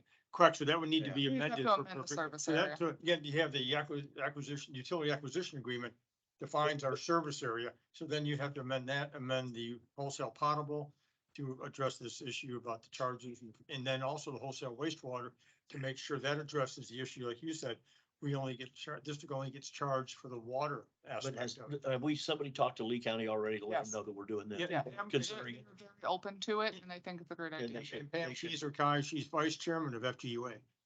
Oh. Lee County was one of the initial entities that got together on this. They withdrew Okay. a few years back, then they rejoined it. So In the Lee big, County's a member of FGUA. in the let's just big get the- picture, this is, my opinion, this is a good thing for the district. Let's just get Tetra Tech's report and see what we got. So what I will do is, we'll start to work on some of these items. I got the task authorization from Tetra Tech. It's about 24,000 and some change. I will sign that. FGUA did say in writing that they would reimburse us for that, that entire cost. So we will get Tetra Tech moving on that. So regardless of our decision, they're gonna pay for this stuff. Yes. Okay. What is, I'm trying to figure this out. What in Lee County or in Lehigh is causing this demand in this area? Because this area is predominantly built out. Growth. No, they're Even- building. I know they're building, but I don't recall building in this little quadrant here. They're building in there. They're clearing a lot of land. Yeah, I think it's everything else. Lehigh goes almost all the way to Henry County line. Yes. No, So- it's huge. So they may be providing service out there and so they're having issues. So do we, Yeah. so do we The need a thing for me motion to give for it this? Yes, Oh, please. And the other variable for the motion, to Carol's comment about city of Fort Myers, because anybody that's on a second or third or fourth floor has got a problem. But the city of Fort Myers has a double whammy in that their infrastructure is so old that even if they had the ability to boost the pressure, their system won't handle it. No, they got a That's problem. one of the real problems. They just can't, They It's got- not just get water. Well, they can't turn the valve up. That's right. that's something to think about in They the have a supply future. problem. If Pelican were to approach or the city were to approach us of doing an interconnect for just Pelican, that's something else to consider. Yeah, if you recall in the past, this goes way back, when the district, this district did not have lines running up that far. Going across, I'll call that no man's land between Gateway Boulevard and the old Pelican. In order to allow that development to occur, the district allowed and entered into an interlocal agreement with the city of Fort Myers to allow the city of Fort Myers to first service 300 units and I think 600 units. And I think part of and so that happened in the past. So that can be revised if the parties agree at some point down the road. So I think maybe that's what Carol and Bob are saying also, Well- is to not take the water that would otherwise be available for Pelican Reserve and Oh, provide it to somebody well, they else. have 4 million, their things, we sell it for that much. You know, the worm has turned on this topic because there was a time when you had water from Gateway, it had an odor and nobody wanted it. You know, we have turned around that now now. That is when you get the water. It was a defensive method that we Oh. used. Anyway, now you have good water and steady volume. The rest of the people don't have it. And people are happy. Yes. Was there a vote taken on that? No, there's no motion yet. No, Okay. What should the motion be? Can you scroll up? that we authorize staff to continue the process of working with Tetra Tech to get the study to determine that supplying up to 1 million gallon a day of water to FGUA Yep. is In the best interest. in of our best residents. interest. And also district I'll council, second work- that. and district council to work with district manager as appropriate. Okay, so we have a motion by Ed, second by Carol, all in favor? Aye. Aye. Okay, thank you. Friend Mike? District manager items. Yep. So we've got our monthly reports, and with that, I'll turn it over to Laura for administration. Any questions on the administration update? Yeah. Yes, Kara? On page 249, it's the financials and it's the notes to the financials. On my computer, it's page 249 of the agenda. Is it this one? Yes. A lot of these were the same ones as we had previously. And so do they just, this would be the fifth, this is the fifth month of Yep. our year, right? Correct. October, November, December, January, February. Right. Okay, so do they just, if you're over 50%, do they make a note of it or how do these notes? Because the majority of these are the same ones we saw last time. I'll have to ask because I'm not sure. Okay, I'll find out and let you know. I don't know what their threshold is to qualify to be on this part of the report. and then once, will these statements stay the same once the new system is put in place, or will all these statements change? For this fiscal year, they will stay the same. I will be asking for suggestions for things that you may like to see, things you like about them, things you don't like about them. If you'd like to see additional reports, if you'd like to see less reports, because we'll have the flexibility to, I will have access to everything.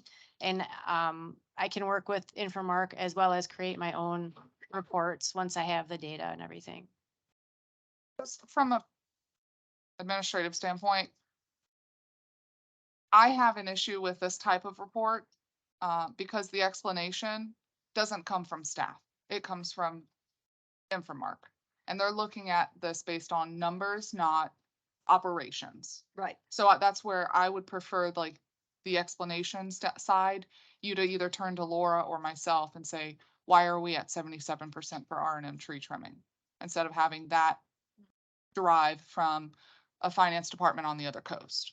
Well, My- they're my- not going to go in that detail. No, my goal is once we have access to our data, that we can work, be better partners with Infomark and they would be more like doing the actual physical accounting functions and we would have input into these types of reports then on our side. Cause I would be able to see it to give them input where I don't see any of this until you guys do, where we'll be able to have that we can get into everything once we have everything brought in house.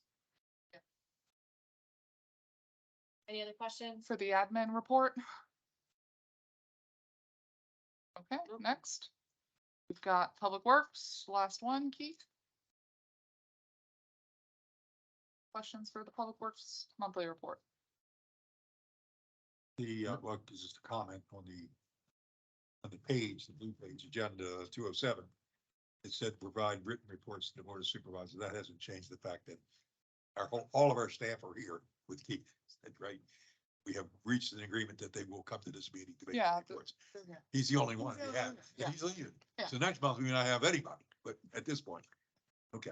I just wanted to make a clarification in my own mind that they would physically still be coming in addition to the. When we fill the roles, they'll be here, I promise you. All right, thank you. Only one I've got, Keith, is, and I don't think it was on this, but we got a letter from property owner over in Gateway Greens, upset with the Bentley Electric issue, running and tapping a new electrical line out of a transformer. I don't know what happened and where the ball got dropped. What is it? USIC, UISC? Yeah, the locate service, yeah. Yeah, I'm questioning. I was out there the morning they started to work, and I know I saw painting, but I don't remember seeing orange telecommunication painting, and that area is loaded with telecommunication with the new Comcast fiber. And they hit it right Yeah, off the bat. they had an all clear locate ticket and the locate service missed that. So they're gonna have a battle with them on that. Okay. And then the other one is they did leave the area pretty destroyed, Yeah. relative to the I landscape. got on them this morning about it and they're back out there cleaning it up Okay. today. And then, to add, misery to it, Comcast comes in, puts in a temporary line. Their sub, instead of taking and burying it and putting it back in the trench along the road rights of way by pulling the wires out and putting the new wire in, they just went cattywampus down around the LME, right along the LME, up between some guy's yard and tied back into what they call the nap vault. Yeah. No right of way, no easement, no nothing, and we're gonna be working on that pond in the next year or two. We'll just tear that damn thing right out. So I got a hold of my contact up at Jacksonville and said, this can't happen. No way this can happen. And so they got on them and they've relayed it to do it the right way. But well, I'll tell you, you gotta watch. Yeah. You gotta watch them. Well- Subs come in, they don't care. I know. And Bentley did, they called in the locates, they did the proper procedures, and those entities are responsible, they're required to come out and locate their services, and if they do not, I mean, that's on them. So Bentley was not, in the wrong when it came to that side. Well, when I saw what happened, I got a phone call because it knocked out 5 houses real quick, like with the Comcast fiber. I knew exactly what had happened, having been there that morning. So I got a hold of Chuck and then, what is his son, Steve? Steve. Yeah. And I said, Steve, somebody better get a hold of Comcast and make sure that they know about it because residents are screaming bloody murder on it. But more importantly, get up there to find out what happened because you obviously had fiber right in front of you. You can see the nap vault and you go to the other side is the V-hub, the main Comcast line. Both of them, Stevie Wonder could see them. They're that clear. And how they missed it is beyond me. Yeah. Boy, Another they did a thing, good job. Wherever you could hit it, they hit it. Yeah. If you get any questions about wires being left exposed near the transformers, that's intentional. They, until FPL hadn't has to hooked them come. up yet. Yeah, so in case that comes up, Wow. that's the reason for that. We can't get FPL out to even touch a transformer. They won't do it. Yeah. They won't do it. Well, I guess for how many times, communication lines have hit our sewer and, water line, but yeah, a little bit. All right, anything else for Public Works? Yeah, Oh, go ahead. sorry. Yeah, the emergency access road, have we finished that yet? I Yeah. see all the gates are up. Everything is done now. Yes. Not Thank you. yet. Rick Brylansky's coming out tomorrow to meet Oh, with me on certify ours, it. and he says, I gotta get out there to check that final on that road. So Construction is done. So I was pleased to see the next gate, but I didn't know if all the electrical. done. Everything is done. we're Everything's done. Waiting for him to say it's all A good. mere 3 years. Very good. Yeah. Don't even go there. That's the only one I have. Took forever. I just had two remarks. I was impressed, but at the same time, the amount of tickets that were open for landscaping with Mainscape literally double.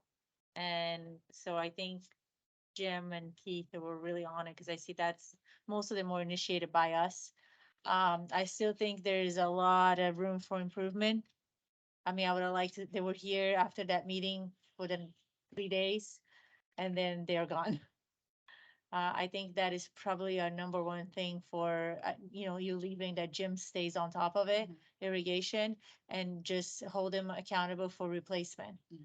And not more, let's wait 3 more months, that will come back. Yeah. Mm-mm.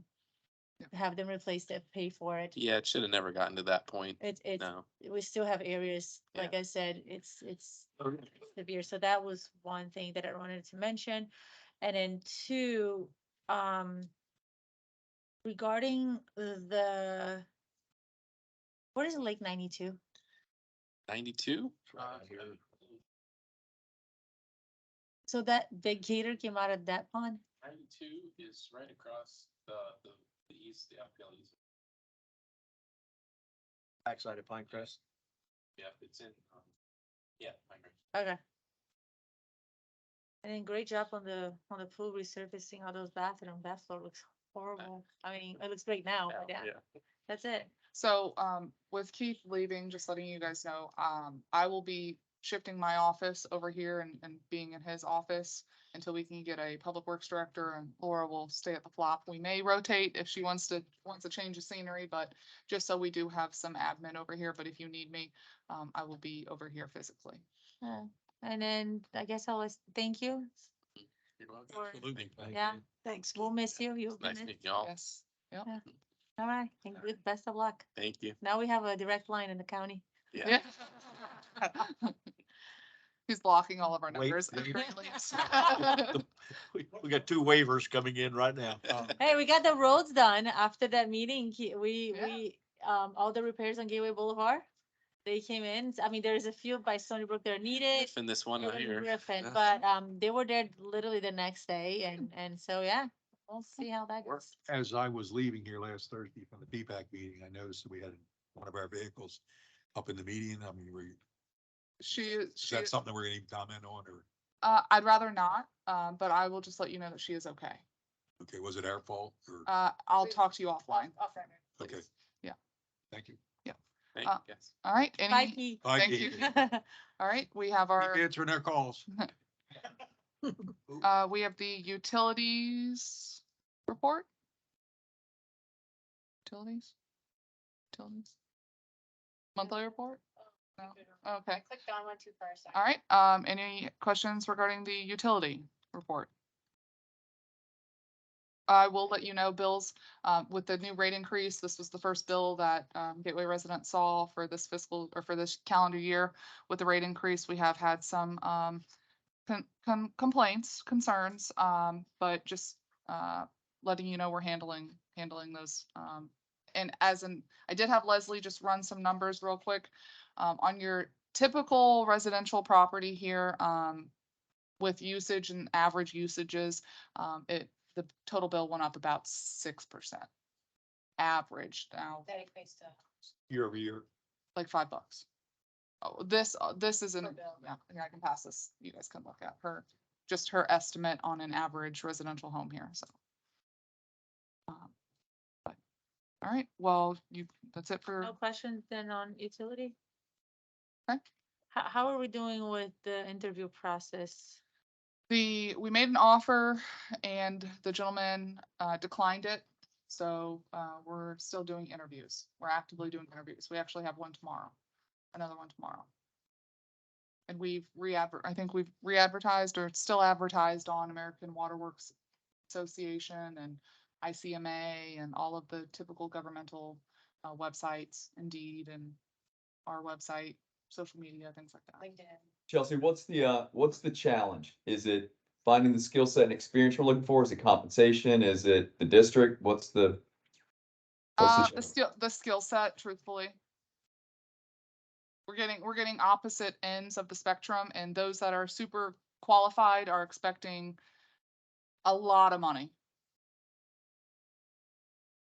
So I take it to this guy Phil into that category Yes, and wanted more money. Yes, What are we, what's the range of what was offered versus what the, he wants? the range of the or position she, or is, whatever it was. the range of the position is 99, for the utilities director is 99,000 to 158,000.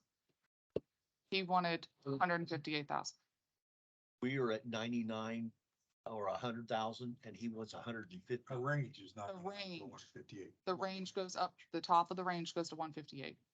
Our Okay. range goes to what? Yes, yes. And he wants, He wanted top of the range. okay. And hey, with that, What's his experience? Is he, Yeah, is that's what I was he, gonna is he say. good enough to, I was going to. is he good enough to, is that a legitimate number? I couldn't justify that high of a number.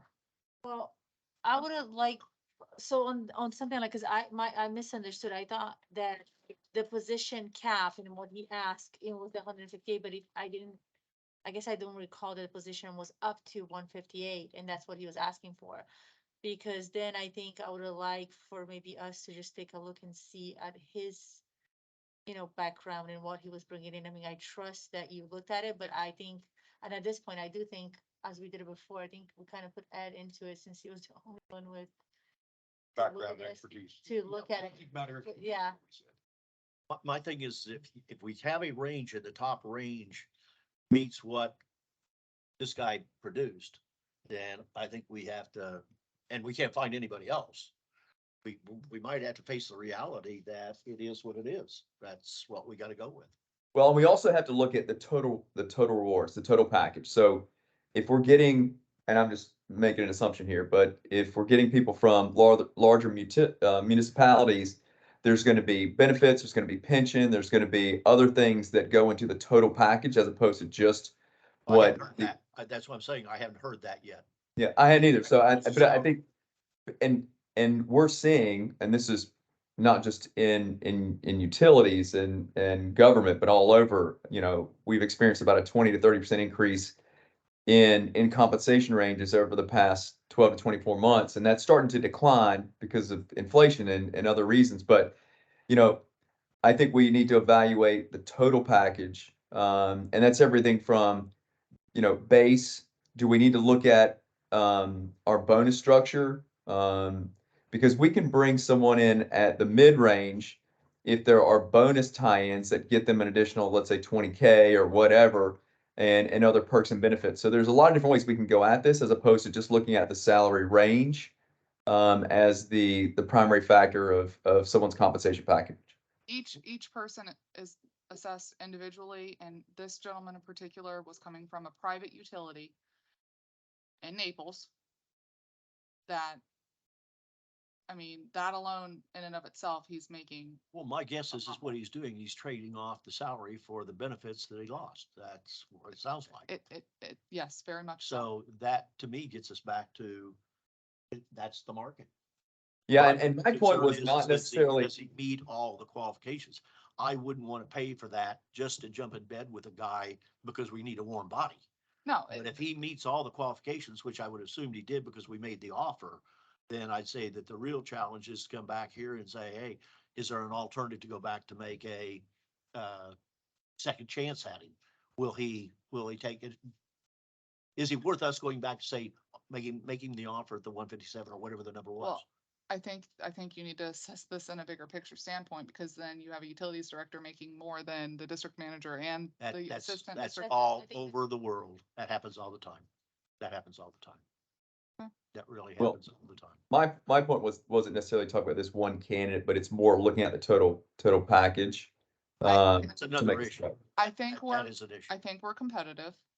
I think in next fiscal year's budget, we could look to be more competitive with our benefits.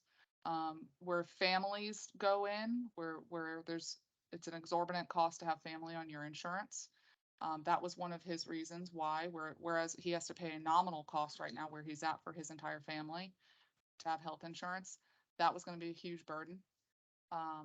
And I don't think we're far off. I think it's just, we've had a handful of candidates, none that, other than this one, that I can say, are jumping at the bit to bring them in. The only So, problem about the benefit side of it, and I was talking to the guy that took over and bought my company, is they are going crazy every year with the rate increases on it's just unbelievable. Yeah. It's growing much greater than the salary range. Yep. Yeah. And one you can control, the other one, you don't have any control whatsoever. Well, and there's another Back and factor. say, okay, you don't have that benefit, you don't have this benefit. Well, and there's another factor too, just in an overall job description. I mean, we expect our leaders of our business units to roll their sleeves up and get their hands dirty where they need to. And if you're coming from other large organizations, you're not doing that. You've got, That's you the know, you've biggest got, difference. yeah, you've got a hierarchy where, you know, you're not expected to go and change hats and get, you know, when you look at what Kenny used to do as far as, you know, staying on and doing whatever. I mean, that's what you have to do here and other organizations, that's not expected. So some of it is just what is the job as well. Yeah, it's, But- we're at a fine line between, you have utility directors that are in bigger municipalities that sit behind a desk and push paper all day, and then you have smaller municipalities where they wear multiple hats, they're in the field, they're either a superintendent or a foreman, and don't necessarily have the administrative experience, so we're trying to balance both of those, and find, you know, a viable candidate. Well, Yeah. I'm assuming since we made the guy the offer the same thing, that he met our requirements. He did. So I'm kind of putting that off to the side. I would hope to think he's not doubling in salary coming from one place to another, but I don't even know if you can find that out. But if it's a reasonable bump up and it just happens to be at the higher end of the range, I'm kind of leading that it's in our range. And, you know, maybe we should still go after the guy. I don't know. I didn't talk to him. But what I'm hearing was it was only money. If everything else was met, not like they're falling off the trees looking for jobs here. We've been struggling. That's what I'm Well, concerned we've about, only- is it's only- finding candidates. It's only Yeah. been 6 weeks, and like I said, we've got a handful of candidates that for interview set up between this week and next for the utilities director too. And like, we had one this morning that was interested in either or. That was either. Would just keep us posted. All right, Are we part of that process at all? What's that? The process when we get down to the final candidates? Yeah, that's my understanding. I was not under No. the impression the board was part of the hiring of On staff. Yeah, Key staff, I thought. Yeah, I was double checking the job description. It doesn't, does not appear to indicate that the board is part of that process. So It's, are we- it's the district managers and I double check that. So do we have, Actually, fairly early on, I asked the question and I was told, we, as the board, hire and fire the district manager. yeah, I recall all that. But After I thought it that, was the, she runs everything. yeah, he it or was she. the lower level people, I understand that, but I thought key staff Senior was, staff. it came to I was of us. the same opinion. Yeah. That you, that's kind of why I I brought it thought up. so too until I double checked it. I've read the job description at least. I believe that happened when Laura was filling in the position that we asked to be involved and know into that process. I do recall a conversation, but I think that was prior to Chelsea. Does that? Well, then you were hiring a district manager, so that's why you would have been involved, because the district manager Yeah. and the district council are hired and fired by the board. Yeah, The district manager hires all other staff. so I remember a conversation prior to Chelsea of being that we were somewhat involved, but then after that, I don't. No, we weren't hiring anyone except for the district manager role while I was interim, and that's why you were involved, because you do Okay. choose the district Yeah, manager. this is, I pulled up, and again, job description. And it says all employees of the district have to report to the district manager. The district manager has the authority to hire and discipline all district employees. District manager has the authority to terminate the employment. And Yeah, that's the way we structure it. The district, we hire the board hires the district manager is responsible for all staff underneath that person, both hiring and firing. Now, what I would expect in our more senior positions that at least we're aware of progress, but I don't think my personal opinion and the way I interpret it is we are not part of the hiring process. Well, that creates a real problem then. That creates a real problem. Uh, We're gonna have to take- I mean, I don't think so. If we're gonna have to accelerate this discussion of salary, or otherwise this ain't gonna work. Well, it should be Chelsea's Well, responsibility. I If she were to remember come she back, so a was. good example, But Ed, if we don't give her the money level to do it with, gonna get, we run the risk of getting somebody that is not qualified. well, I think Therefore, what should happen in this instance is if Chelsea found a candidate that was at the higher end of our spectrum, maybe even over, if she felt really strongly about that individual, that she would come back and say, hey, here's the current environment. I think we need to raise the rate ceiling on this, and we had that conversation. Now, if it, so if she doesn't feel that's the case in this scenario, that there are other viable options, and it puts us in maybe a parity risk by bringing someone in at the very high of the margin at this point in time, then I think we have to leave that discretion up to the district manager at some point. Now, if the position goes vacant for 6 months, then that puts us at risk, and we need to, that's a whole different That's conversation. what I'm just saying. That's what I thought I just heard from the district manager, that we had a candidate, we had a good candidate, and it's quite obvious that we're not in the ballpark. But it doesn't mean we have to chase that candidate, even if they're Maybe one of those qualified. things that we. It's a one-off. We give it a little bit of time and see what happens. It's But when the only- next guy comes in, and does the same thing. Well, it's only been 6 weeks since Kenny left, and so we've interviewed a handful of folks. We've done second rounds. This was the first offer that we had made. What scares me though, Chelsea, on this is that we got this now in twos. Because now we got a public works director and Chase at the same time.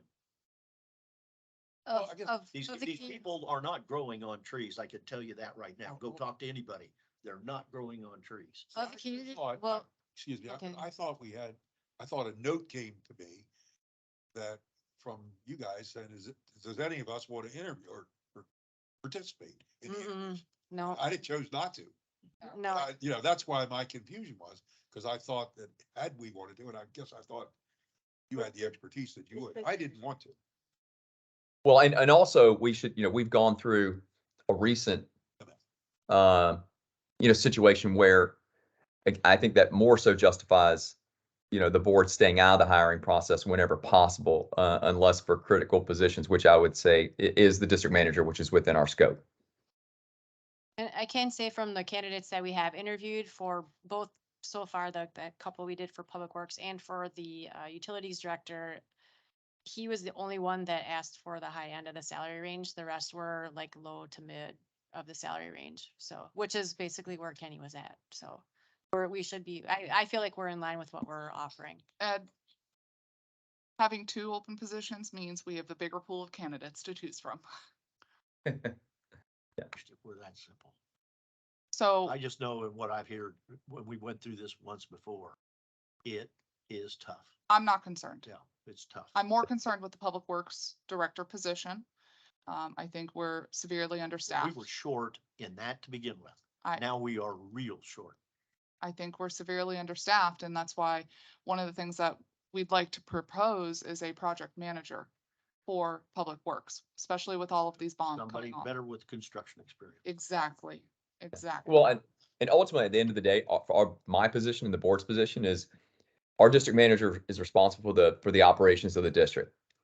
If that person is not able to complete our goals and expectations because of vacancies, that falls under that person's jurisdiction. They're responsible for staffing. They're responsible for everything getting done. So if there's a delay in these hires, I mean, at the end of the day, this is not a personal thing, but like Chelsea, you're Also- responsible. It falls on you.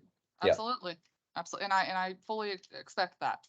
But I think from the public works standpoint, and we've had conversations with Keith, I think we're grossly understaffed in that department. I think the first step in the right direction is getting you a public works director in that role pretty quickly, as well as a project manager. It's not within the budget this year, but it takes time to hire folks. It takes We're time to halfway through the advertise. budget anyways. We'll have to wait through the year. Yeah, we're already halfway through the year, so it would be, and that's something I would really ask for your guys' approval today, is to authorize us to move forward on hiring a project manager with a range, between probably $65,000 to $100,000 salary. What's his qualifications? Engineering, I have a job description, which I'd be more than happy to share with you all. Construction. Yep. And that's Building construction, not necessarily, I mean, buildings, somebody that road- comes out of the road deal that does buildings is Yeah. worthless to us. We need somebody with underground. Yes. And really not that much on roads, but underground construction. So this is a draft job description. I can email this to you all. I only have one copy here. But ultimately, it is a project manager with engineering and But construction background. Wouldn't. Got a two-headed monster. Yeah, man. Yeah. The way to really do this is to get the public works guy on board to be able to have him assist in the hiring of that guy. I don't disagree, Uh, but I would love, Timing ain't gonna work. I would love to at least start to advertise for this position. Now, is it on the street that a public works position is Yes. available now? Yep, when we've already interviewed two different people. Yeah, and I will tell you the current strategy right now, because of how lean the market is, and this is my professional opinion, is you hire the best available talent that you run across. They may not absolutely fit the full job description because you can split responsibilities.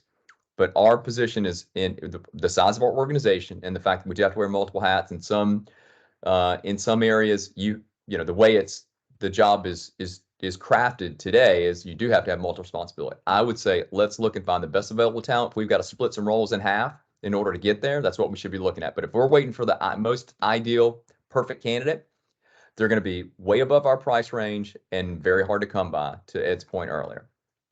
So if we need to specialize, let's specialize and let's split roles in half if we have to, if we can find the right people that are going to fit in this organization.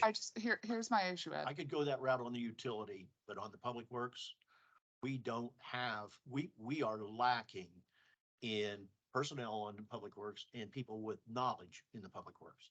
And it's killing us. Well, and Utility, you can get away with it, but I public don't- works, I don't think you're gonna get away with it. here's where I have a different opinion on the utility, getting the utilities director in. I mean, I want to hire as soon as I possibly You mean can. project manager, not, No, the utilities director is, damn, I just lost my thought. We may not find a perfect fit but if we have a project manager that has a specific skill set, they can work off of one another. They can help. Well, I'm assuming that this project manager, if he's a construction related, he can swing between utility and public works. Yeah. That would be what we want to be able to Ideal, do. yes. My point is that we have a much better infrastructure on the side of utilities to be able to do our job, Mhm. as opposed to on the public works side. Yes. We have major holes on public works. Just go out to any of our ponds and look at them. They're not being done right. It's that simple. Oh. And it's not being done right because somebody either doesn't know what is supposed to be done, or we don't have anybody that knows what needs to be done. Well, Because it doesn't come back to here to say anything. Just go out and look. well, we have, I don't want to set the next public works director up for failure. And so knowing that we're short-staffed and trying to bring that person in, I already know that they're going to be stretched thin. So that's where I'd really like to try to advertise for a project manager as soon as possible. And maybe we find somebody interviewing for the project manager that would be good for a public works director, or vice versa. Well, what was it that Keith said? Obviously, we had what do you call it? Exit deal. What was it that Keith said is what he sees as a problem? What is he saying? He is a very detail-oriented person and just pulled in too many directions and he sets his own standards pretty high, as do we, and that he felt he wasn't meeting those standards. And so But because what aspect of his job did he feel that where he needed? I'm hearing he needed help. physically getting out in the field and inspecting and following up on projects and watching the minutia, the details of that stuff, because Well, oftentimes. Trying to get it down to the specific, was it the swimming pool in the parks? Was it No. environmental? What was the? Well, What? we've had 3 subcommittees in Pelican come on board. That's taken, plus the Parks and Rec Advisory Committee. Those are all 3 of those subcommittees pretty much are public works oriented. He was the liaison for those, if not Laura. I mean, we all tried to rotate in. It's the amount of projects that we've started and gotten underway.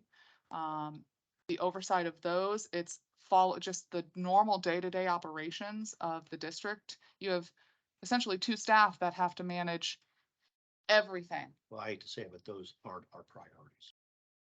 Those are not our priorities. Those committees, if we've got those as our priority, we're marking up along.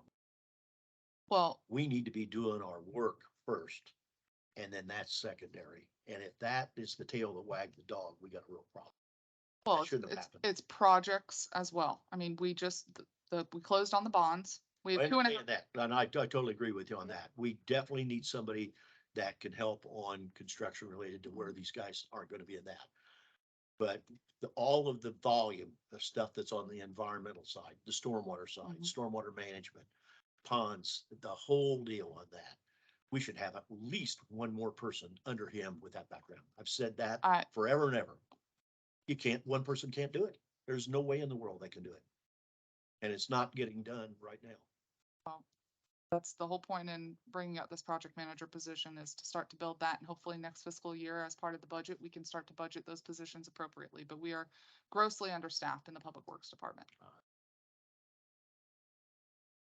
I sent Chelsea some information on FGCU on an internship, the pay internships for those positions, because I was actually at Lee County Mosquito Control on Monday, and then the sheer volume of people they had there, that could, give us a hand. Mm. So either, like I said today, either you reach out to them or I'll reach out to them, tell them this is what we need and see what they can send us out, because it's in the same line item, what Maddie was doing. Have we talked to Ernesto? I called him and Yeah, well, 'cause he- I was there. He knows tons of Hey, people so that we that's- could go maybe even steal. So yes, I was there on I mean, Monday. that's I the way couldn't you get, do it. I left him a voicemail. But meanwhile, I did send her the information of the contact with FGCU that he uses as well. Because it's none paid for them, but for us, will be a paid. Ernesto knows Oh, he our knows. community, so he Yeah. knows the type of people we need. The question is, how do we get to those people? It's not as simple as you calling them up. All hell will break loose. We start doing that. But we gotta have I'll be nice to them. we gotta, we gotta have an in-between that Yeah. goes and, hey, this job over at Gateway, this just fits you perfectly. Why don't you come over here? You go do that, you're gonna get in trouble. She's, Not a good idea. She has. We're the working information. on it. She'll work on it, yeah. We're working on that. Uh, But I would like your We approval need help. for the project manager position, and I can email the job Send that to description. us. I'd like to see it. I will tell you. Oh, look at Laura being efficient. Okay. I did take this from another municipality. I did tweak it a little bit for us. Laura reviewed it as well. And we need the technical expertise, especially with these projects. And that is one thing I did learn with Keith being here, is that project management background. Huge for the public works side. Yep. So Especially with all these bonds projects we got coming up. we're on a time crunch to get those done. In the meantime, when the county starts the road project, there's going to be one hell of a demand. Who's going to do it? For what? Anything that has to do with utilities or Utility, public and works. all that. The minute they put a shovel in the ground, all hell's going to break Tetra loose. Tech, per their Are they gonna be contract, doing it for us? has CEI. When it comes to doing any of the utility work, Isaac will be there. And then the county has my contact information for any big picture stuff. Tetra Tech's going to be. our Tetra Tech is basic- yes.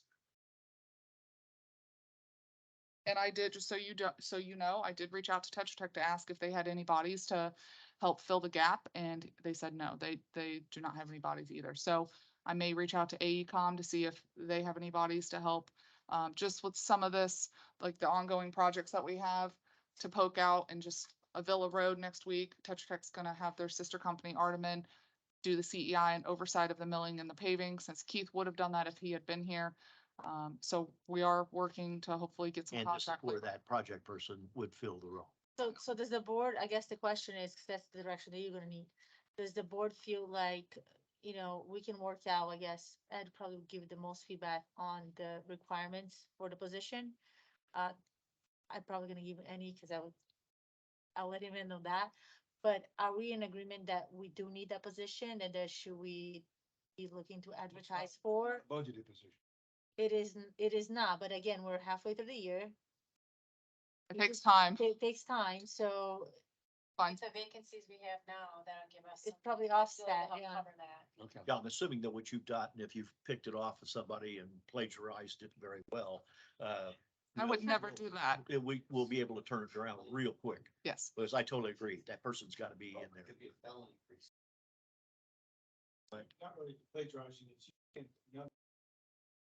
I got A template. A public record. We're using it on a public record. We stole their records. Yeah, that's what I want. Okay, so then if we're looking at, what you said, between 50 to 65 to 100, then we're halfway through the year, so you're looking at $50,000 if you were to hire him tomorrow, at the high end. Because you Right. we have 6 months left. Yeah. Be nice is get somebody with some gray hair that is looking for a job that has experience in this deal for the construction side. I think, again, we need to.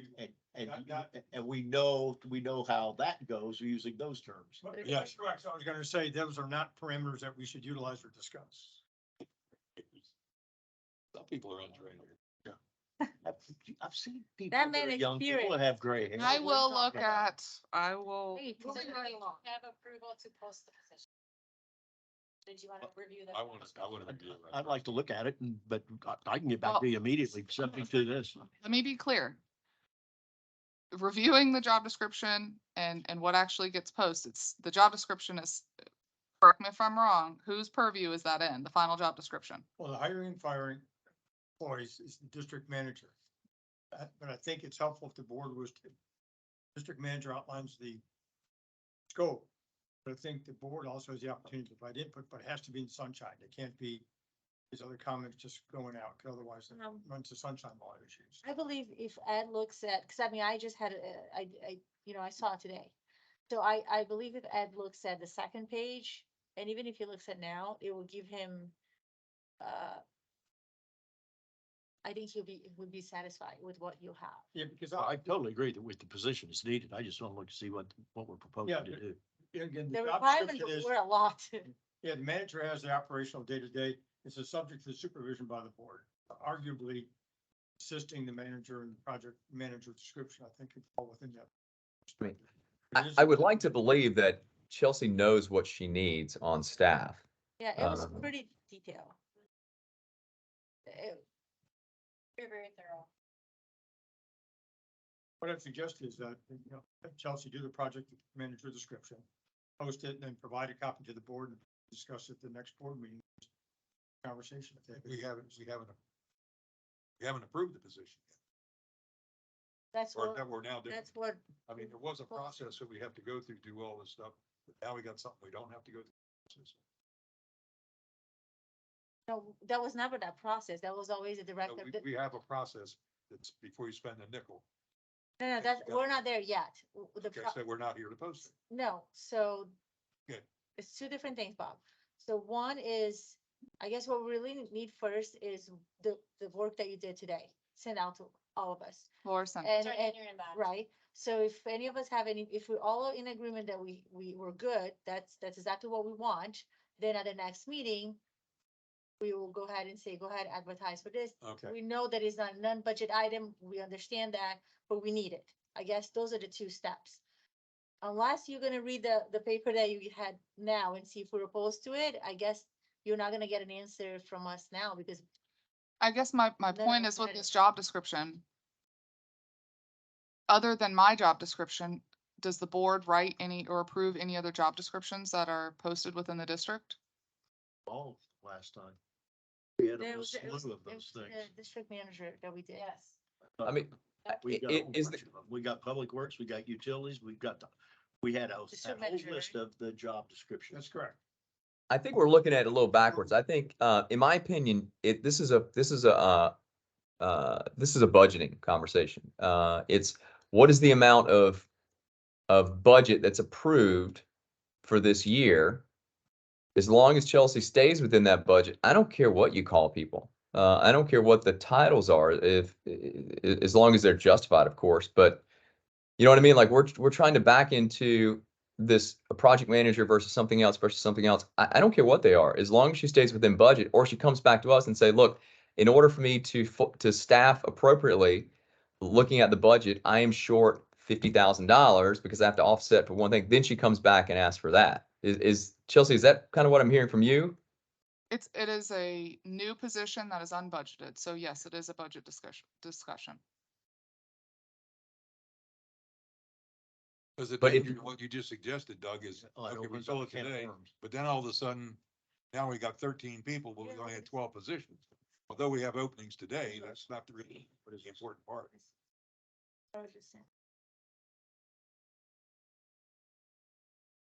I'm not ready to do it. Flop. All I'm saying is put it off to the next meeting, not delay it.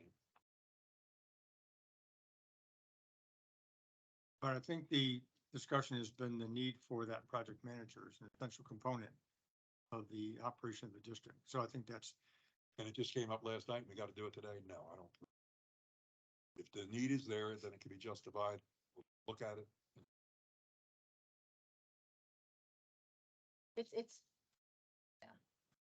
but just, it says the district manager has the authority to hire and discipline all district employees.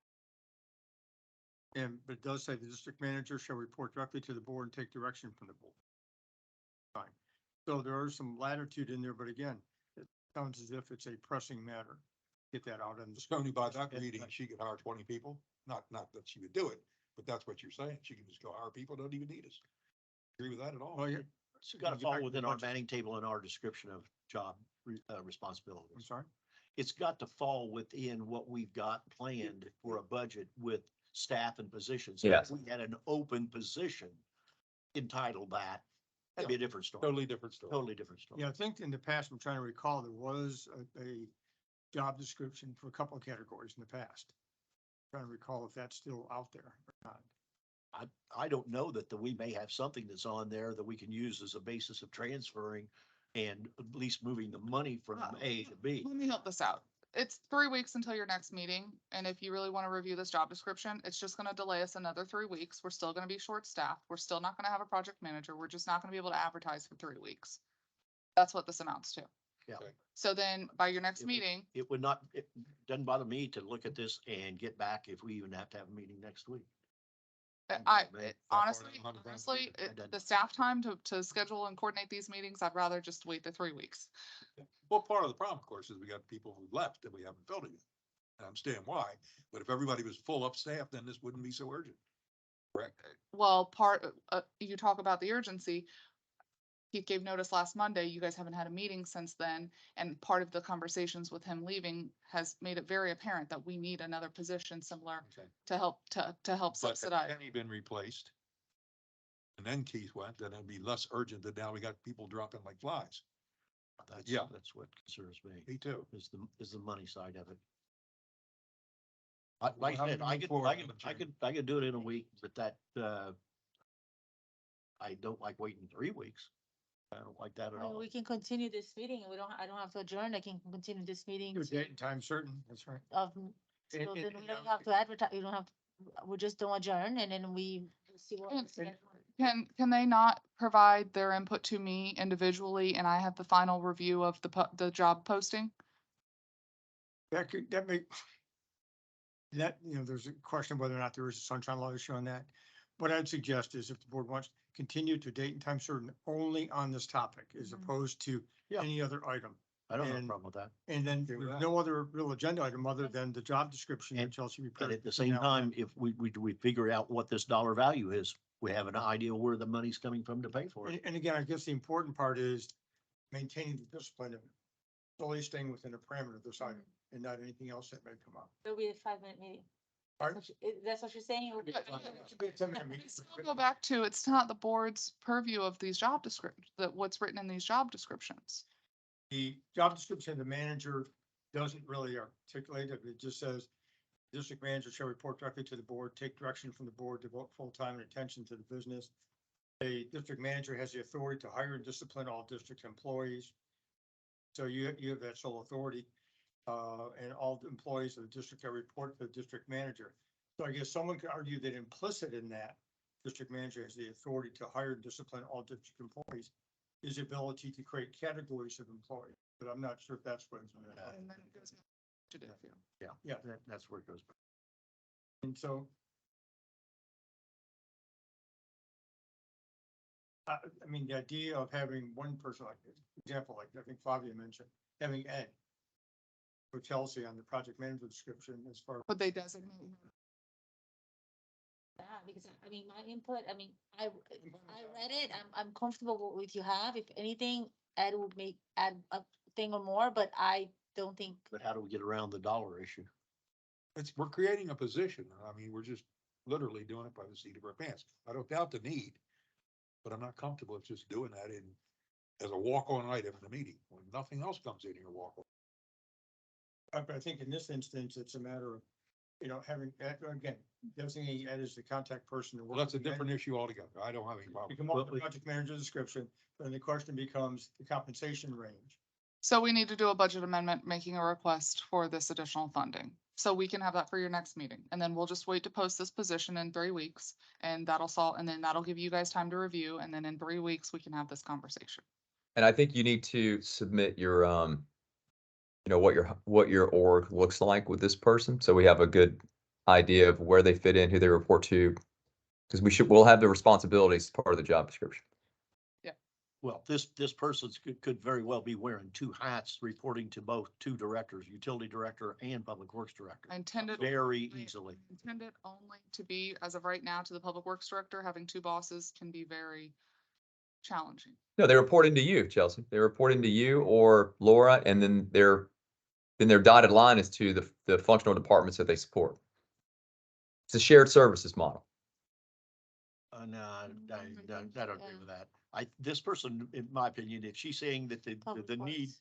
is public works, they report to the public Public works Works, director. Okay, I misunderstood it because I thought you were saying this person would support multiple areas. No. Yeah. Okay, all right, I retract that. I misheard. My fault. What would be nice is to have the public works director here for that guy, but that ain't gonna happen. Or girl, yes. That ain't gonna happen. Yes. Now, the other one you might find. You never know. We may find somebody in the next That's week what or I'm two. getting ready to say. When you go for the public works, Yeah. there is a very close tie to what you're looking for on this. You may find that guy first. Or girl. Person. Yeah. Okay, so let's just finalize this and move on, because what will we do then? Delay it till it's warm, but. It'll come back to the next meeting. 3 With the weeks? budget amendment, yes. Okay. All right. And there will be a description at that time also, Chelsea, or you're gonna work with that on that? They have Sure, it sure, now. and it'll be discussed at the next board meeting. Oh, okay. It'll be All right, discussed at the thank next you. board Okay. meeting. Okay. Sorry for springing it on you, but it was sprung on me last Monday. All right. Next time. All right. Next. I think you're Tony. next, Tony. District attorney. Yeah, I think I'm adding a few more things to my list too, after this conversation. I'm still working on those deeds of the district. I'm still shooting for March 20th, which is Monday, to get with Charles Mann to finalize that list. I have the list. I just need to make sure that we have all that we need. On the Lee Health property, I was hoping to have that by the end of the month. I'm still shooting for that. Received additional information from the attorney for Lee Health as to why that property is solely for the Lee Health, and also to understand why it does not appear that Lee Health has an issue with the Lee County solid waste assessments, because they're also non-ad valorem special assessments. So I still haven't gotten a good answer from him or opinion from him on that. So anyways, I think at the end of the day, we will have to treat this as being exempt from the non-ad valorem special assessments. The restrictive covenants, I think we mentioned that's already completed for the Commons property, and I'll have my written opinion provided to Chelsea for the file also. Bond issues completed. On 4 line, we'd like to have a closed door session, tentatively set it for the April 2nd meeting, if that's first for the board. And April 6th. Oh, 6. And at the end of the meeting, like 5 o'clock. That's how we've done it. As opposed to the beginning of the meeting, is that preferred by the board? Whatever you want. How many encourages us to get our regular meeting over with in time? We have a workshop on that day. It could be a long day. What's that? We have a workshop on the 6th, What's it on? fee schedule. Oh, yeah, rates, fees and schedules for all kinds of other. There's lunch. It's gonna be a long day if you want a closed door session. We can make How the, long's it gonna last? I think no more than half an hour. Yeah, that's It's what I just an thought. update. That's what- This is a half an hour. Right. So what time is it 4:30 or 5 acceptable to the board, or do it between the board? How long do you think the workshop would be, Chelsea? The workshop is scheduled for 1:30, from 1:30 to 3. You think it'll take a full hour and a half?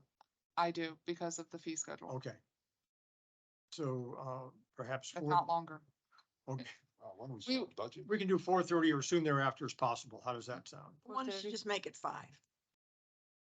Okay, Okay. I think that's- okay, I 5 think o'clock. that's probably Bring right, this long. 5. You want lunch? Yeah, I'll be here for 6 hours. Dinner? That's on 4/6. Snacks? If we're Parks and Recreation Advisory Committee took action today to take care of that. Hot wire damage claim, we're going to request that they participate in alternative to dispute resolution. It's one of those claims, I think it's what, $13,000 or, and hot wire, 18,000. Hot With wire is Pelican? denying liability, and they're being real pains in the neck about it. It's one of those issues where the break was not discovered until 2 years after hot wire finished their work in Pelican Reserve. And they're saying, what's your proof that we were there at the time? I said, here's the proof, here's their trench plan, here's everything else. And so we're going to try alternative dispute resolution like mediation. If not, we're gonna come back with a request to go to small claims court. Because we can go to small claims court and move this along. But hot wire is being really pain.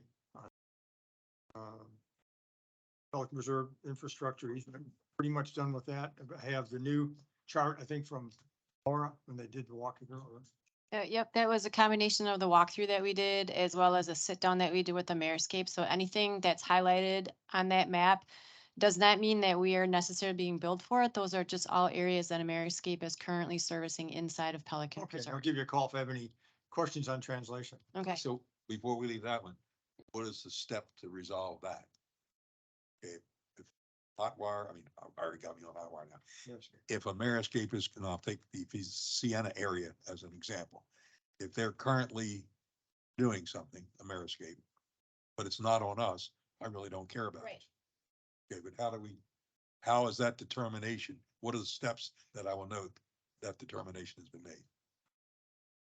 I'm assuming, making this assumption for Tony, that now that we have the highlighted colored areas in there, that you'll be able to we use your map.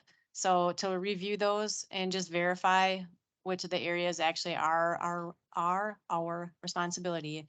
And then we can work with the Mayorscape to verify which items we are actually being billed for versus which are actually being billed to the That's where the HOA. rubber hits the So, road. yep. That's the important. Yep. So the That's big thing correct, was the because fundamental. I don't care that they're doing it. Right. Yeah, we've had this I might conversation. be paying. Yeah, we've had the CPC. conversation, we've had the conversation before that to the extent that certain landscaping is located in areas for which the district does not have a requisite interest, either by easement, dedication, deed, or license, then there needs to be an evaluation saying, okay, we cannot expend public dollars for primarily private purposes. And then it becomes a point in time as to, do we want those requisite interests to continue performing as a To district? that end, Tony, to that I'm end, sorry? that's what, to that end, what you just said Yes. was, I thought was the purpose of the meeting. With the walkthrough with the Mayorscape, but no, it wasn't. Because when we walked through, they just told us things they did. In other words, they might have been doing the Sienna Lake, but we didn't care about that. All we wanted to care about is what we were paying for. So now we're back to getting it down to that level of understanding. But Ameriscape is the district spender, not PPC is. I don't care who it is, it's not. They're both, actually. They have a separate contract for PPCA. They have another contract for them and they have them with all the HOAs, but I thought we were getting closer to, till I got this latest rendition. That we were, the purpose was to get down to Pelican Preserve Boulevard and Cypress Grove and say, Tony says we should be doing this, this, and this, these areas we shouldn't be doing. It's But the- twofold. It's the budget and then the areas that we don't have access to, either getting easements, whatever. License agreements, wherever we need. But we haven't, and the frustration is, we're no closer to understanding what we gotta go for easements for than before that walkthrough. Because the only thing we learned from that walkthrough is that Ameriscape was taking care of a lot of things. No, I think with the latest map coloring, we can now identify, Tony can look at the map and the coloring and say, okay, these 3 sections, we do not have the right to be there, that Ameriscape is maintaining. So then those 3 need to be the areas that we need to either come up with a license, an easement, or whatever that is. That can be working in tandem with what are we getting billed for? We can look at that map and look at the bills from Ameriscape. So he's not gonna do the bill for, he's gonna do what we gotta get the license easement or whatever, who's gonna do the build for? Yeah. Well, Is I that think something the as I district is doing? It Bob, it would I be think- something I that we think would it- have to do. I think, as I understand this, correct me if I'm wrong, Laura, Chelsea, is that the highlighted yellow, the red are the areas that the district would be maintaining, The pink is everything that Ameriscape does. currently maintains. Yes. Okay, so that identifies what Ameriscape is doing. But it doesn't mean we're paying for it, but yes, we may or may not be paying for it. That's the whole Yeah. conundrum. It's And it's then it twofold. helps identify the areas that we need to say, we should not be paying because we don't have. it. Yes, it's Okay. both. So, This is very helpful. So so from, we're proceeding that, from a staff perspective, we're gonna assess the bill, look at the bills and compare that to the maps. okay, And then from Tony's perspective, he's looking at the pink highlighted areas. where we have to and get, where we do not have the right that they're doing, that they're maintaining. okay, Then you can look at the bills, look at this, my analysis. okay. And we are still of the opinion, Okay. as far as the landscape work group and Ameriscape goes, nothing changes in what they've been doing until we make a change. In Correct. other words, whatever has historically been done continues to be done until we have this resolved. Correct. Okay. And the Ameriscape contract is up for renewal and we do not intend on changing that. We just intend on renewing it until, because it's gonna take some time to resolve these issues. Okay, I'm satisfied. Okay. Sorry for all that. No, What else you have, Tommy? let's, Whitfield lawsuit, the, check's been, I guess, been sent, we just need to do the final release and get all that squared away. Yeah. New administration building, The Bilkeding, I'm sorry? the Bilkeding, Yeah, I know, that's called, Scrivener's error. It's really the big thing. There's no L in there. See, we're used to that. Oh, my goodness. This season. But no, I didn't. Oh, no, you're not, but it's okay. I get it, I'm fine. My Scrivener was not available. Yeah. I'm sorry? Another date, I know. I do that on purpose, so to make sure you all read it. Read it, that's right. Catch these issues. So I'll have the title opinion for, like I said, the admin building tomorrow and for the, utility site. Pelican Preserve tree line, I'll do a memo to the file as we, following up on that. The interlocal agreement with the school district, we received it, Chelsea received it, had some initial comments, sent it to me, I had some comments. And Chelsea sent it back to the school board, there were significant changes, but I think they should turn it around pretty quickly, quite frankly, to get that wrapped up. Board policies and procedures, I'm behind on getting that done to Chelsea, that'll be next week, so I need to get that so she can get it to the board.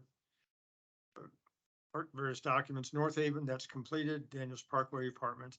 The Stony Brook roads and streets are rayons, as I would call them in another plan. I'm in the process of doing what they wanted. Number one, find other areas if possible around the state where this has been done. And we just need to do a follow-up meeting. Bob Clemens wanted to go back and think about it. Again, they were receptive, but they're representing their board in a good way. And so we'll do a follow-up after I complete my further research. Golf carts and Pelican Reserve, I think I did a memorandum about how the state traffic laws regulate that and whether or not there's a discussion to be held by PPAC and by this board as to whether or not to basically repeal the prior resolutions and get the district out of the regulation, leave it to the traffic laws and traffic enforcement, and or have PPCA enforce it through their bylaws. Is that a fair summary? I think that was discussed at the last PPAC meeting. Yeah, by PPAC. And did they make a recommendation, Chelsea? I don't know. The golf carts. No. No, Yeah, they didn't. they referred it to the safety. Security. Okay. They didn't- Yeah, so I guess basically from a district and administrative standpoint, it was getting sort of outside the realm of where it should be, the regulatory scheme. And then looking at it further, we talked, Chelsea, Laura and I, about, is it better just to say, we are a community where you can't have golf carts. If there are low-speed vehicles, they can also use the roads. People need to pay attention to the traffic laws, and that's how it would be handled. That was one approach. Because it's getting very awkward, I guess, and complicated and time consuming. Is that a fair statement? Yes. It's been over a year we've been talking about that, off and on, at least. So Yeah. that way, and plus they're getting to areas that really are not districts areas. Did you repeat what you just said? With regards to the golf carts? Yeah, are we out of it? No, not yet. The board needs to make decisions at some point in time after for Safety and Security, I guess, makes a recommendation to P-PAC, they'll make a recommendation to this board. And the Okay, board could then repeal the resolution that it has. It sets forth this regulatory scheme that in some instances goes beyond what it should, and it also creates more staff time administering it and handling it. And it might be best okay. just to I'll have, wait till it goes through the process. pay attention to the traffic laws. That's the best, probably the best way to have it happen. Get the district out of the regulatory schemes. That's all. Any other questions for Tony? Future board business?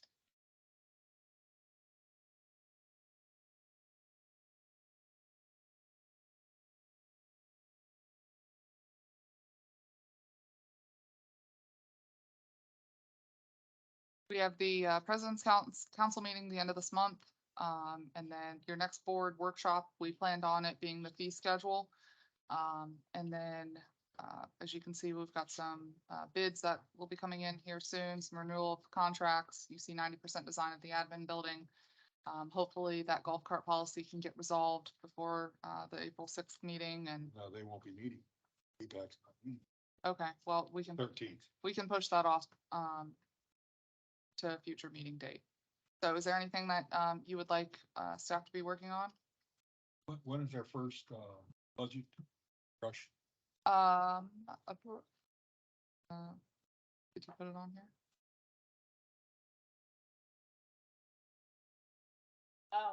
There's been a small delay in my getting the information.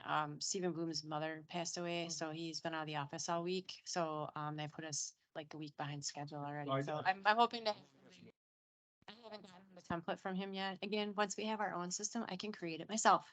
So next year, but we've had a small delay. Oh, the questions from the auditor have started coming in for the financial audit. So I got questions from Sonia, yesterday or I can't remember, either Tuesday or yesterday. So I've started sending them, some requested documents that they've been looking for. So they have begun the audit. It's in process.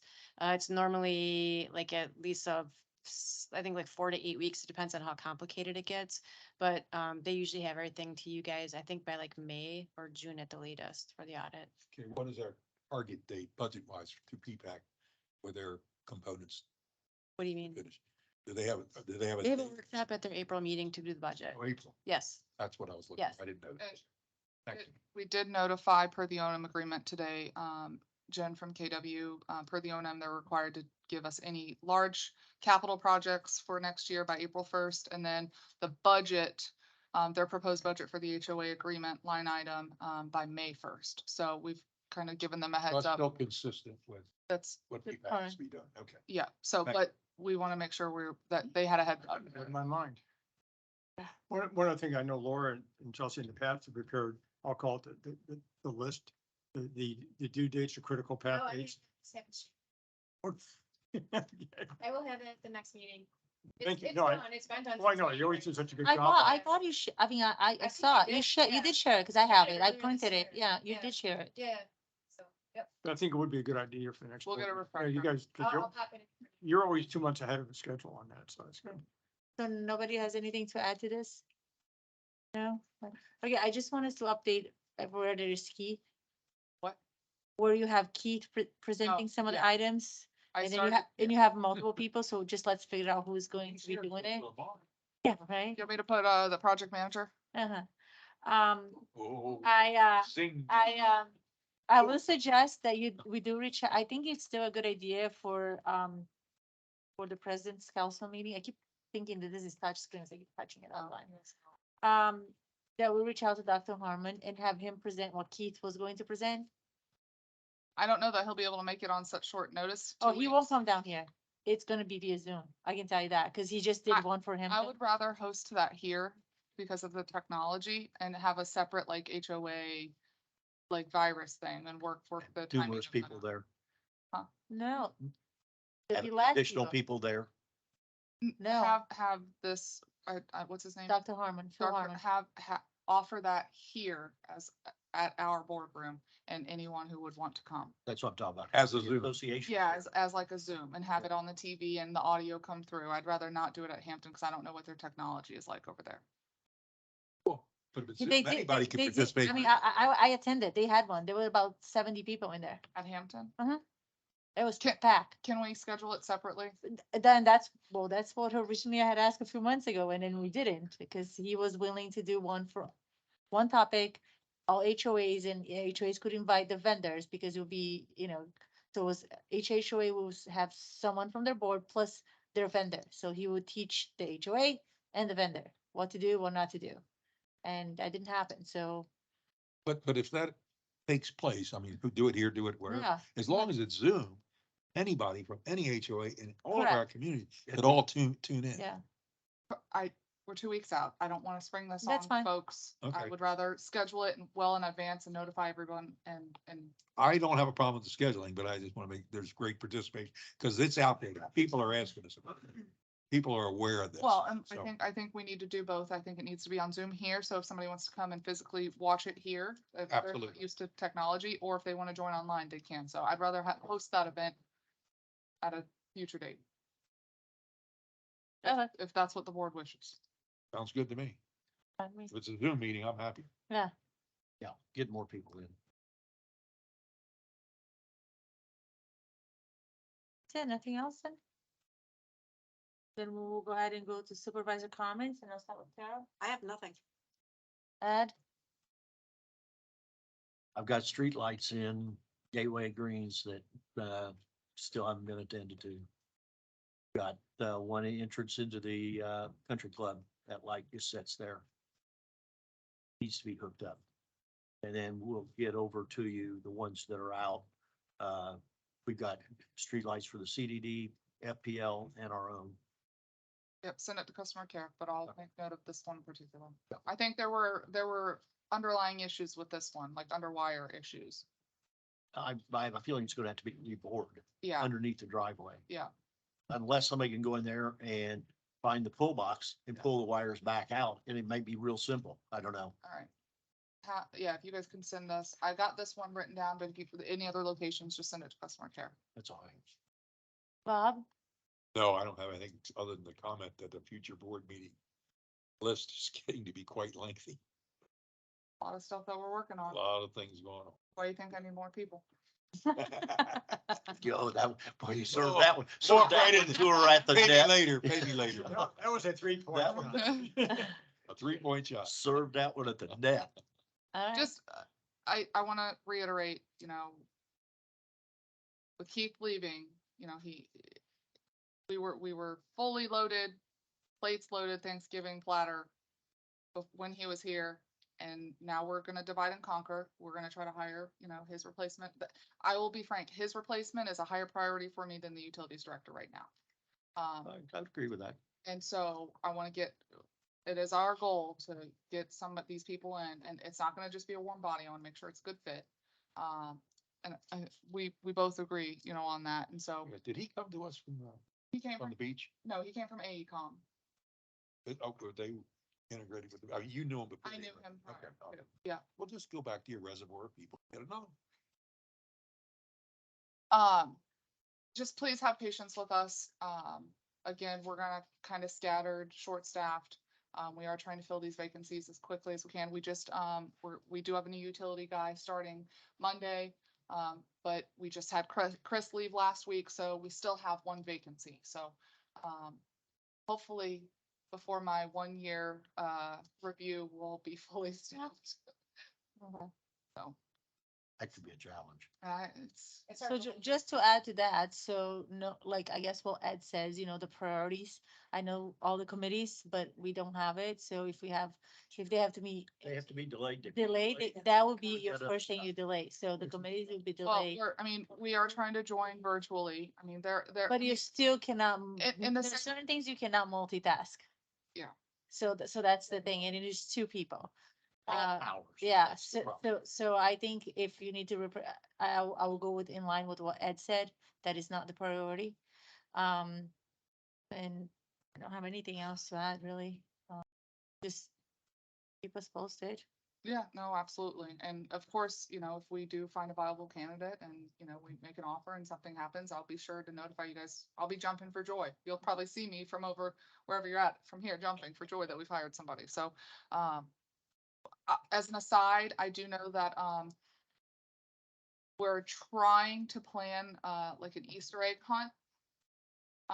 You have time for that? Tim is trying, it's a community thing. Oh, yeah, We're because it's trying- Parks and Recs, yeah, Part- yeah. So Tim, we're trying to partner with one of the churches. It's not definitive yet, but, it's something that we're seeing if we can accomplish.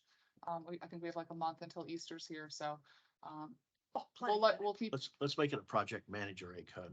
Mixing church and state, not good. you vote at the church, don't you? Oh. Man, yes, yeah. I've been online. We used to, they But, changed it. just so you know, like, I caution us to do, Danny Grimes is doing a really big one. So like, you know, Don't wanna compete with it?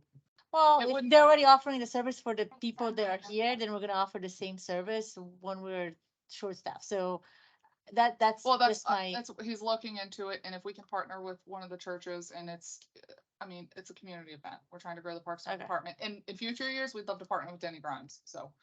all right, so I don't have anything. Make a motion, we resign. Make a Motion to resign? Thank you. All right.